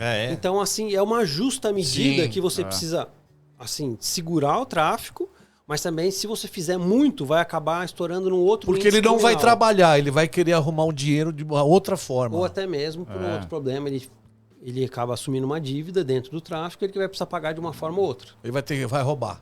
Então ele acaba roubando. Então, assim, é estatístico. Se a gente acaba muitas das vezes atuando de forma repressiva contra os pontos de tráfico, prendendo pequeno traficante, isso vai ensejar em outros crimes que muitas das vezes criam uma sensação de insegurança muito maior. Porque os pontos de tráfico de droga, a gente não tem do índice criminal. Hoje existem 20 pontos. Antes, no ano passado, eram 10. Só que se eu tenho um latrocínio, no ano que vem eu tenho 2, a sensação de segurança da população é muito diferente. Então, quando acontece, por exemplo, puta, Atibaia está tendo muito roubo. Está tendo muito roubo, está acontecendo muito... As pessoas sentem muito mais do que efetivamente é. E a sensação de segurança é um indicador muito, muito forte. Que o cidadão já faz vista grossa para aquilo, né? Pro tráfico, já entende que é uma coisa que não tá aqui, mas tá ali, não tá ali, tá lá. Mas assim, o crime de morte, né, é muito mais chocante. O crime violento, né? Ele ataca muito mais e traz uma sensação muito ruim. Sim. Então, o grande problema do tráfico de drogas em alguns lugares é quando ele toma um poder paralelo. Que assim, uma organização criminosa acaba dominando uma certa região. Mas em tese, se você tem um tráfico ali que você não vê, não sabe, não acontece, a pessoa nem liga. Então, essa justa medida de como atuar para não reverberar num outro ponto que é muito sensível é muito difícil. Ô doutor, mas você acha que ela legalizando, você acha que melhora alguma coisa nesse sentido ou não? Eu tenho que falar que isso é muito difícil. Porque todas as vezes que eu vi discussões sobre a legalização, primeiro, quando se fala em legalização, só fala-se da maconha. Sim. Não em todas as outras drogas. Sim. É só da maconha, não das outras. Então, assim, é muito difícil. Quando você ouve aqueles que são partidários a favor, você fala, putz, ele tem razão. Ele tem ali motivos justos. Mas quando você vê o outro lado, também fala, putz... Também tem, né? Então é difícil você chegar num denominador e eu falar, você é a favor ou contra? Putz, os dois lados são interessantes. Porém, o que eles falam em relação à legalização é, como eu falei, esse ponto do pequeno traficante. E também do quê? De quando você tem a criminalização da maconha, você tem a aproximação do usuário ao mundo do crime. E que isso daí seria ruim. E que alguns falam, mas seria muito bom porque você iria tributar a droga e ia trazer um dinheiro para o Estado para, quem sabe, usar da prevenção, ou combate, outras coisas. Só que nós temos uma coisa que é muito interessante. Você consegue comprar cigarro em qualquer padaria. É isso que eu ia falar. Só que a né? pessoa compra cigarro do Paraguai porque é muito mais barato. É. Se nós tivermos a droga legalizada e a maconha trazida de forma legal, a discrepância dos valores vai ser muito grande. Sim. Então vai continuar havendo o mercado paralelo legal. É o Você caso acha do que seriado, vai o caso do seriado Pico da Neblina. Sim. É exatamente isso acontece. Que é o no caso, seriado, né? que se legalizar vai ficar caro. Isso. Aí só É. vai frequentar a nata que vai comprar. É, a É questão isso. de Então- qualidade, né? Qualidade vai ser mais cara, porque, né? Você vai pagar. Mas hoje já tem a droga. Você pode escolher É. chegar lá, tem aquela que pega a folha inteira da droga, maçocado, vai uma porcaria. E tem aquela mais sofisticada que é muito mais cara e tem o poder de THC muito mais alto. Sim. Então, assim, até o que vai acontecer? Você vai elitizar as pessoas que têm um É. poder financeiro maior, melhor, eles vão conseguir comprar a droga legalizada, quem sabe numa farmácia, que ele vai fazer o uso. Agora, infelizmente, o pobre, ele vai continuar comprando na biqueira, se colocando em risco e também vai ter a droga ruim tanto quanto. Mas aí, doutor, vamos levar em consideração o uso aberto, né? Vamos dizer que comprar, a gente já definiu aqui o que aconteceria, mas e aí, você vê a pessoa fumando lá um beckzão lá na rua, lá em frente às crianças, como que seria essa imagem perante o público? Então, é a mesma coisa do cigarro. Nós tivemos o cigarro, acho que há uns 30 anos atrás, né? Antigamente, você podia fumar um cigarro em restaurante, dentro Balada. do avião, balada. Eu fui no tempo que eu ia no Atlanta Sim, podia fumar. e podia fumar. E ficava aquela névoa em cima. É. Assim, todo mundo fumava. Cigarros de cravo. Isso, Ganagarana, mas era chique antes de fumar. Então, podia. Agora nós tivemos o quê? Toda uma restrição à venda, aonde você pode ter o uso, e teve uma diminuição, acho que de uns 50% de pessoas que fumam. Porque a OMS fala que o cigarro é uma doença pré-ordenada. Se você fuma, você necessariamente vai ter alguma doença. Isso não está dizendo que você vai morrer dela, mas você vai ter, por exemplo, efizema. Sim. Pode ser que você morra com 120 anos, com efizema e bem. Mas você tem efizema. Então é uma doença pré-ordenada. Então teve a opção legislativa de falar, não, vamos restringir ao máximo para diminuir o número de pessoas que vão ficar doentes. Porque ele causa alguma doença. Então o do cigarro vai ser a mesma coisa. Porque não vai ter como, se ele é legalizado, você falar... É muito difícil você falar, não fume em ambiente público. Legalizou, abriu, né? Em tese seria. É. Seria muito... Por exemplo, nos Estados Unidos tem a opção legal que você não pode beber bebidas alcoólicas em ambientes abertos. Então o cara vai beber, nos Estados Unidos, a garrafinha, mas com um saquinho. Você engana o sistema, mas eles fazem isso. Mas aí vamos Aqui dizer... no Brasil poderia falar, tá bom, você vai poder usar a maconha, mas só em lugar fechado. Pode ser um jeito que o legislador também crie, quando legalizar, criar essa restrição. Eu acho que aqui no Brasil poderia fazer um plebiscito para dizer a população quer que legalize. Primeiro que é só a maconha, não os outros. Porque os outros causam um risco muito grande. Ô, louco, é muito ruim. Mas a maconha todo mundo quer fazer o quê? A maioria quer, pronto. Na Suíça é engraçado que tem lugares que as escolhas são feitas por escolha direta. Você vai numa praça, todo mundo levanta o braço, ó, querendo fazer... Porque também a realidade de lá é incomparável com a do Brasil.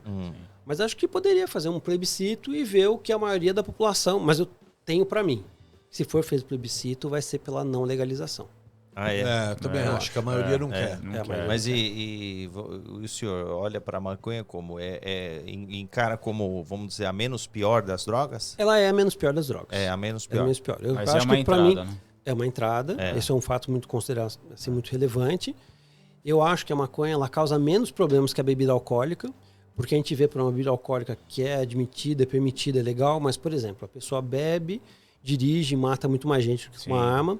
A pessoa bebe, vai em casa, bate na mulher, bate nos filhos e cria um problema, que tem mulheres que sofrem muito com o alcoolismo dos maridos. Tem a pessoa que sofre do alcoolismo mesmo e tem uma série de problemas. Então, tem isso daí. Mas temos também o lado da maconha, que alguns médicos falam que algumas pessoas, parece que 20%, 25% da população, eles têm uma doença psiquiátrica incubada. E com o uso de algum tipo de narcótico, vai se despertar essa doença. Sei lá, epilepsia, não só isso daí, mas também esquizofrenia, coisa do tipo. Entendi. E os médicos dizem que isso daí é fato. Então nós vamos ter com a legalização ou com o aumento do número, vai ter um aumento de pessoas com doenças mentais muito razoável. Então tem esse ponto. Então são pontos que, assim, não sei, acho que vocês vão lembrar também, né? Que nós tivemos um tempo atrás o plebiscito pela mudança do tipo lá de governo, se era monarquia, presidencialismo, parlamentarismo, da Estatuto do Desarmamento também, foi? Não lembro, mas teve esses plebiscitos. E tinha ali os que defendiam e teve a propaganda eleitoral. Então nós vamos ter ali muita gente podendo defender vários pontos em relação a legalizar ou não, mas Vai dar briga. vai dar uma briga feia. Vai dar uma briga. Porque, como eu falei, quando a gente fala do outro lado, da questão do pequeno traficante, da encarceramento e tudo mais, tem a sua razoabilidade. Então a gente também não pode pensar, porque a cadeia é ruim, então a gente vai acabar com a cadeia. Não, porque é o meio que a gente tem hoje. É igual ao capitalismo. É bom? Não sei, mas é o melhor que nós temos hoje. Não inventar nada melhor. O dia que inventarem, avisa a gente que a gente muda. Mas por enquanto, é o melhor. Mas assim, hoje eu não vejo outro meio, a não ser o encarceramento. Eu acho que tem que ser bem discutido isso, na verdade, né? Porque, que nem você falou, tem os dois pontos, né? Então que a discussão não é uma ver discussão o que fácil. Que vai pesar Ela envolve mais. muitas coisas, envolve muitos fatores, envolve muitas pessoas, envolve também uma atuação do Estado que tem que assumir algumas responsabilidades e muitas vezes não faz. Então não é uma questão fácil. Já trocou tiro, doutor? Já. Já? E como é que foi a experiência? Porque eu imagino que deve ser muito tenso, né? É difícil. A hora porque, do vamos assim, ver mesmo, né? É difícil. A gente não, igual eu falei naquele momento, né? Até assustou, né? Essa é qual, doutor? Essa é qual? Essa daí é fuzil. Fuzil, né? Fuzil. Vamos ver se ele é bom mesmo. E essa aqui, ó. Qual que é essa aqui? Essa daí é pistola, né? E essa aqui, doutor? Essa parece um revólver. É chumbinho. Mais 32! 32! Eu tenho 38, mas... Mas como assim, é que foi? É difícil, doutor? Conta não, aí. porque assim, o grande problema qual é? É aquele que você age muitas das vezes no instinto de sobrevivência, no instinto animal. Sim. Então, como eu falei, quando a gente faz as filmagens de buscas e tudo mais, depois a gente tem até algumas vezes um briefing posterior, que eu não sei o nome disso daí, tem um outro nome em inglês, lá que a gente é metido que fala inglês, mas a gente tem uma discussão depois pra gente falar o que a gente errou. Mas numa discussão como essa, meu Deus do céu, a gente passa vergonha de olhar. Porque você não consegue seguir as situações, os momentos, as coisas, porque você age ali com instinto e faz coisa que depois você até se envergonha, fala, putz, não seguir e não conseguir ter uma frieza de pensar, é muito difícil. Então por isso que é difícil você, depois, no ar-condicionado, com o papel frio, você colocar ali você deveria ter feito isso, aquilo. É muito difícil.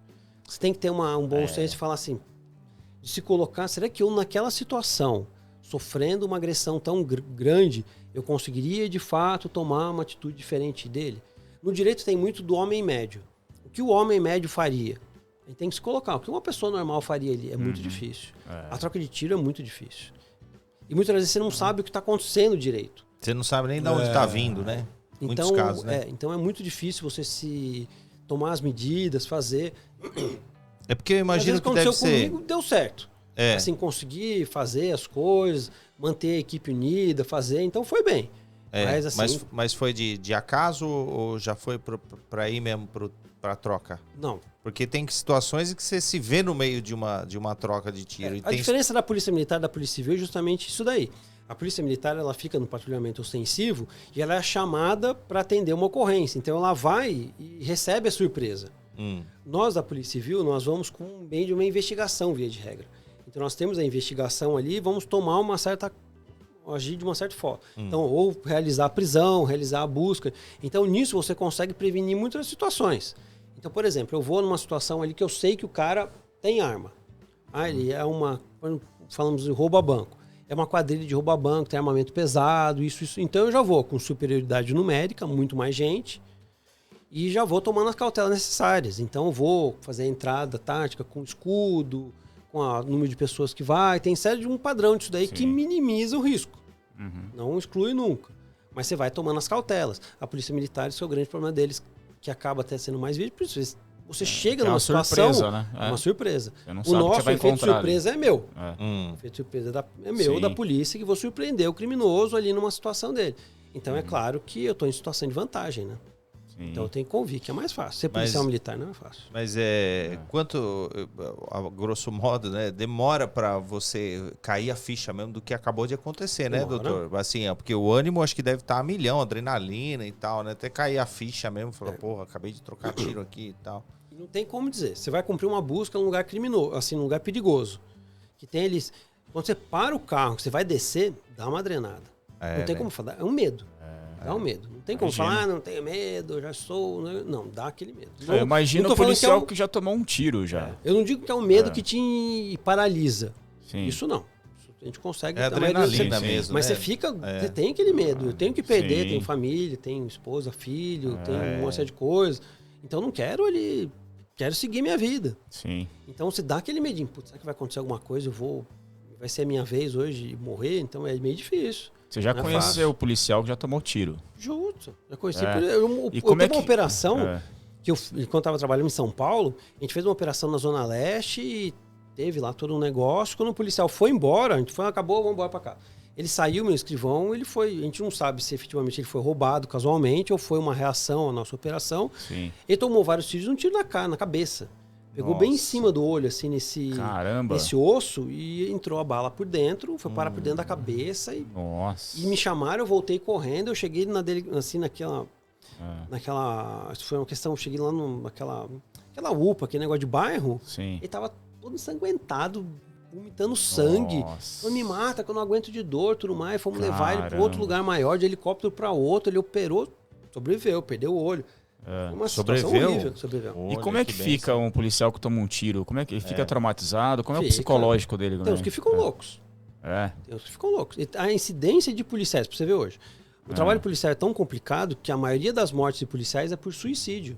Não é por confronto. Não aguenta o tranco. Caramba. Não aguenta o tranco, porque é difícil mesmo. É uma É pressão difícil. muito grande. A pressão, né? e assim, Cê é até a pressão da sociedade em cobrar a Sim. gente por um monte de coisa. Não tô dizendo que eu tô passando a mão na cabeça de policial que é ladrão ou que também é da Esquadrão da Morte, que é matar as pessoas. Não, isso não é a solução e não tô dizendo que ele vai se basear por esse. Mas a cobrança da sociedade é muito grande, os policiais não aguentam. O Não, policial, até via de por regra, questão ele... não só da sociedade, lógico, também é um peso grande, mas questão mesmo, que nem você falou, uma pressão, uma troca de tiro. É. Pô, a cabeça fica, né? Assim, Nunca uma sabe, coisa, né? Nunca sabe. É. Mas uma coisa que eu falei uma vez aqui, nós tivemos uma premiação de policiais que nós tínhamos aqui em Atibaia, quando eu estava aqui, que não tem como você avaliar assim, qual a profissão importante na sociedade. Uhum. Você pode, quando nós tivemos a greve dos lixeiros, vimos que foi uma desgraça, dos caminhoneiros uma desgraça, de médico também, não tem como a gente avaliar. Sim. Então eu não posso dizer que há sem polícia, mas a única profissão que faz um juramento de colocar a sua vida em detrimento da sociedade é do policial. Então. Então tem alguma coisa que é a mais. Você está colocando o seu bem Sim. maior que a vida ali na frente. Sim. Então nisso daí as pessoas não... Tem gente que não consegue Não, imagina, gerir isso você bem. pira, meu, você é louco. E todo policial, Pressão todo todo policial dia, você pra tem rua. pesadelo que a arma dele falha, ele vai morrer. Todo Ah, policial. é? Não tem Olha um que não isso. tem. Ah, é mesmo, é? Caramba. Todos. É. Eu tive, tá, você, uma vez por semana dá. Você fala, minha arma vai falhar. Eu já sonhei que minha arma estava saindo água e não tiro. Caramba. Olha isso. Você fica com esse medo, fica com isso Cara, daí. Vai fica, acontecer né? alguma coisa, eu vou morrer. Caramba, hein, doutor? Nossa, Eu, sinceramente, acho que os policiais e os bombeiros tinham que ser o maior salário do país. É a minha E concepção. professores. E Professor professores também. É. É. Também Eu acho que Exatamente. a gente conseguisse chegar, por exemplo, com, não sei, no sistema europeu, né, que tem meio que uma igualdade salarial. Você não consegue falar professor é melhor que policial, bombeiro. Exato. Mas é. assim, mas se a gente tivesse uma igualdade para que todo mundo conseguisse ter uma vida digna, confortável, é o ideal, né? Mas não Se é. não tivesse muito- igual aqui no Brasil, né? O faxineiro e o médico ganham 15, 20 vezes diferente. Sim, Na Europa, quem sabe 2. Isso. É Então, isso. 3, mas não Equiparação, é muito. equiparação. Tem uma coisa mais... Não estou falando que eu sou socialista comunista, É. mas assim, uma diferença não tão grande. É. Para as pessoas conseguirem, não, eu quero ser jardineiro. Então, aquela pessoa que quer ser jardineiro, ela consegue ter uma vida digna sendo Estados jardineiro. Estados Unidos, não vai muito longe, né? Estados Unidos tem gente que sai daqui, vai lá e compra carro, compra isso, compra aquilo, ganhando isso daí, trabalhando como ajudante, cortador de grama. Aqui, por exemplo, é o cara que ganha menos do menos do menos, né? É. Então, isso daí eu acho que seria o ideal. Para falar que a policial tem que ganhar menos. Mas eu tenho convicto que o policial pode ganhar um pouco mais. Verdade. Mas não é, doutor, tem que ser muito macho, viu? Pra entregar assim, ir lá e trocar tiro com quem não conhece, pra depois ainda ser crucificado, pra ser julgado e muita Uma coisa gente que eu ainda vejo, torce o nariz. Uma coisa que eu vejo, o policial ele foi numa ocorrência, ajudou ali a sociedade, fez todo aquele negócio, teve que trocar tiro, aconteceu alguma coisa, ele vai para a delegacia preocupado. A corregedoria, o que vai acontecer, parece que eu fiz errado. Mais uma pressão, isso. E ele volta preocupado. Cê é louco. Ele já saiu vivo. Aham. E tinha que sair do conforto, assim, o Estado fala, putz, você tá bem, não sei o que. Não, ele volta preocupado do que a corregedoria vai pensar, do vai ser avaliado, do que vai acontecer. Então, assim, você percebe que até isso passa a ser um problema. Então é difícil, não é fácil. Então, quando eu estava aqui, a muralha, no convênio que a gente tinha, na proximidade, junto com o GGI e a Guarda, foi, assim, uma grande fonte de dados para esclarecer os crimes. É muito, muito eficaz, ajuda muito. Indiscutivelmente, os meios tecnológicos estão a favor da segurança pública e é o que vai ser o grande diferencial no mundo, vai ser a tecnologia, reconhecimento facial, proximamente. São Paulo já tem, né, reconhecimento facial, né? Já tem, em todo lugar já tem lá. Não, e a muralha é bom, porque toda vez que eu entro na cidade, por qualquer lugar que você entre, você já se sente protegido, cara. Tem todas as entradas da cidade, né, doutor? Quem Como é que você fica funciona? monitorando isso, Quem doutor? administra esses dados é uma empresa terceirizada, contratada pela prefeitura, mas tem uma central de comando lá na base da Guarda. Então tem os acompanha guardas que ficam ali avaliando. E o que acontece? Não tem, até tem os guardas que ficam ali avaliando. Ali na Adolfo André, você fala ali, doutor? Isso. Na base da Guarda, ali no Sei. Adolfo André, perto do Carlos Ribeiro. Sim, sim. lá. Sim. O que acontece? Não adianta você colocar 200 câmeras pela cidade e colocar alguém olhando. Porque a pessoa, depois de tem até estatisticamente comprovado, depois de 10 minutos ela perde a atenção. Não Sim. pega, Então o que né? acontece? Tem que ter os meios eletrônicos que levam a atenção a certas coisas. Isso tem. Então o que acontece? Uma movimentação, dá um start lá e faz. Mas o que ajuda muito é o quê? Que fica ali junto um policial militar para fazer a interface junto com a polícia militar. Então tem uma ocorrência, eles já conseguem direcionar assim, as câmeras para aquele local onde a ocorrência vai desencadear. Então eles conseguem, a ocorrência está se dando lá na Lucas, tem todas as câmeras, então eles conseguem focar as câmeras para já verificar o que está acontecendo e auxiliar os policiais que estão indo ou que estão lá. Então isso daí também tem esse... Eu imaginei que a muralha ela pegava a placa do carro. Pega a placa. É de forma eletrônica isso ou Forma é manual? eletrônica. Não, eletrônica. Bate na placa e já eletrônico. vai falar Se ali. for roubado. O Se histórico. for roubado, é. ele dá um start no mesmo momento que passou uma placa roubada. Ele dá um start, ele dá um start aciona um e negócio lá. Aciona um sinal sonoro e daí os policiais vão fazer contato com as viaturas e pedir para achar. Então, Automático, então, doutor. Qualquer Automático. carro que entrar roubado em Atibaia já... Qualquer queixa que é feito, roubo, furto, estelionato, mas pum, dá lá o sistema e vai Se atrás o do cara carro. não pagou IPVA, licenciamento, não. Ele Não, vai aí ficar não. tranquilo. Isso aí não. Aí é só se o guarda parar. Em tese, o que acontece? Tem até uma decisão recente que fala Olha o medo dele. que assim, a questão tributária não seria o que motivaria a apreensão do carro, mas assim, isso daí não, ele não faz. Isso aí não. De forma nenhuma, senão ficaria pitando. Da hora. Mas só os carros. O que foi que aconteceu justamente quando teve o roubo ao banco? É? Um dos carros que foi utilizados para a prática lá e justamente para fazer cercar a base, especificamente a base da PM, era um carro que estava com queixa de roubo. Então o que acontece? Quando o carro entrou na cidade, foi dado alerta para irem atrás do carro e foi quando teve a troca de tiro, porque os policiais surpreenderam os criminosos. Então nem acreditamos que nem era intenção e planejamento que eles fossem mortos. Sim. Mas ali foi a situação e tudo mais e foi o que aconteceu. Entendi. Mas foi por conta desse sistema. Mas assim, todos os carros que entram na cidade ficam registrados. Então é uma boa, né? A Ótimo. muralha eletrônica é excelente, né, sensacional. doutor? Ótimo. Sempre e tem achei. toda uma interligação com todas as cidades que têm esse mesmo sistema.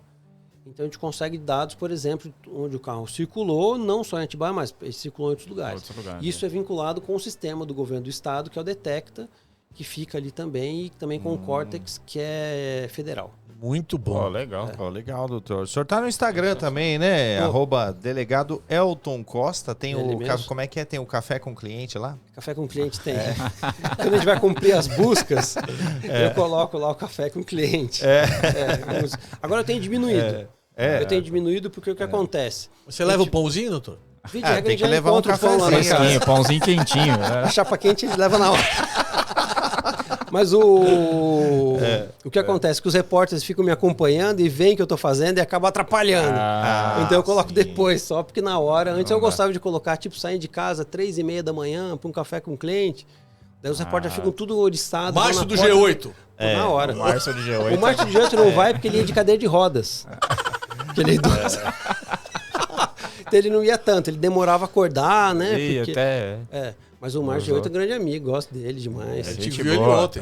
Tava lá ontem. Ele é tava muito ontem, bom, né? ele tem uma escrita boa, me entrevistou várias vezes, tem uma amizade com ele. Aliás, o Mas senhor ficou. tocou num assunto interessante. Esse relacionamento policial-reportagem, na prática, como é que funciona? O policial avisa que vai acontecer alguma coisa? Como que a reportagem chega lá, às vezes até antes do policial? Assim, oficialmente não. A gente Não. avisa depois. Eu faço uma ocorrência, eu tenho uma ocorrência de relevância. A gente faz um release jornalístico, que é uma notinha e avisa. Via lá em Campinas, como é uma cidade maior, eu faço release e marco uma coletiva de imprensa. 10 horas, 4 horas da tarde, já tem um combinado lá com eles qual é uma hora boa para eles se ajustarem. Marco o coletivo e falo com todo mundo. Sim. Aqui em Atibaia eu atendi individualmente. Via de regra é isso. Mas, obviamente, que sempre tem algum coleguinha na informação. polícia que acaba avisando e vaza, e por isso que eles pegam ali o negócio. Mas entendi. oficialmente não. Mas é bom também pra polícia, não é, doutor? Não é Às uma vezes garantia não, né, a mais? doutor? Às vezes Às vezes também? atrapalha. Às Assim, vezes, assim o trabalho conjunto com o jornalismo é bom. Às vezes eu tenho uma certa abertura para dizer, neste momento você nos atrapalha se tal notícia for veiculada. Então eu peço que vocês não veiculem isso. E no segundo momento a gente faz isso daí e eu já me deixo disposto, já pré-combinado a falar sobre esse tema. Porque daí isso vai atrapalhar. Então eles têm ali a consciência de que seguram certas informações para não prejudicar, para encontrar alguém, alguma coisa. Então a gente tem essa abertura porque faz parte. Dentro do meio policial faz parte, não tem jeito. Acho que o que mais interessa ao meio jornalístico, imprensa, é a parte criminal, policial, né? Então tem que ter essa interface com eles, de atender a todos, de fazer. Tem às vezes com uma organização, mas tem que atender, fazer. E a gente consegue fazer isso daí de forma, via de regra, bem. E a polícia não, vamos dizer assim, não desfavorece quem dá entrevista, por exemplo, não tem assim, mas não é bom falar em nome da corporação, não tem isso, doutor? Não, a responsabilidade é do delegado que preside a investigação das informações. Certo. Então, por exemplo, quando tem até uma demanda que a imprensa entende que teve uma dificuldade, ele manda um e-mail para a Secretaria de Segurança e a assessoria de imprensa da Secretaria de Segurança faz uma comunicação com nós e pede informações. E fala, informações escritas, que é esse release, ou marcar uma entrevista. E daí eu falo, eu não posso fazer uma entrevista, eu não sou obrigado a dar uma entrevista falada. Eu sou obrigado a fazer essa nota e dar esses dados. A entrevista falada vai de cada colega. É que assim, no meu ponto de vista, faz parte do pacote. Ser delegado faz parte do pacote.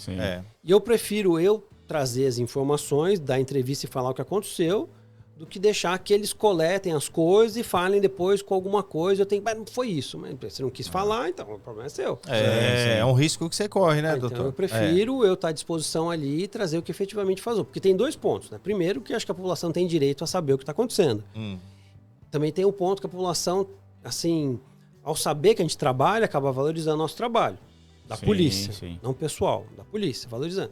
E também tem o fato do que muitas das vezes a gente faz algumas ações que são mais pedagógicas do que efetivamente que, assim, tem uma intenção de uma verificação criminal. Eu vou dar um exemplo, por exemplo. Lá em Campinas, nós fizemos uma operação que chama Checkmate. A gente vai nas lojas de comércio popular de celulares, que vende celular usado e que faz conserto. Isso por quê? Porque a gente faz a fiscalização para verificar se tem celular roubado.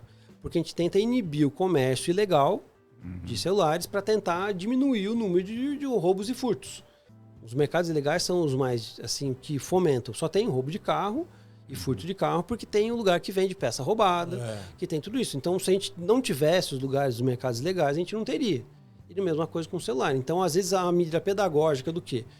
Das pessoas que comercializam, das pessoas que compram, entender isso daí, eles vão ficar sabendo por meio da imprensa. Então é bom que fique sabendo da operação.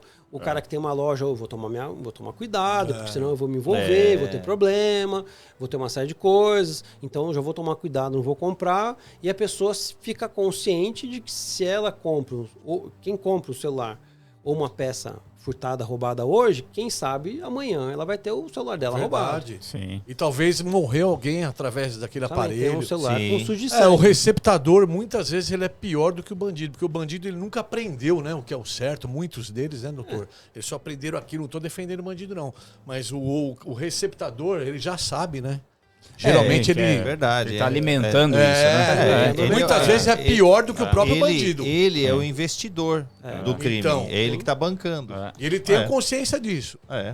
Então, você chegar nesse ponto, às vezes a entrevista leva as pessoas a discutirem sobre isso, a falarem sobre isso, a ter essa problemática em vista, e daí tem o fator pedagógico. Então, eu acho interessante que a imprensa também ajuda muito por conta disso.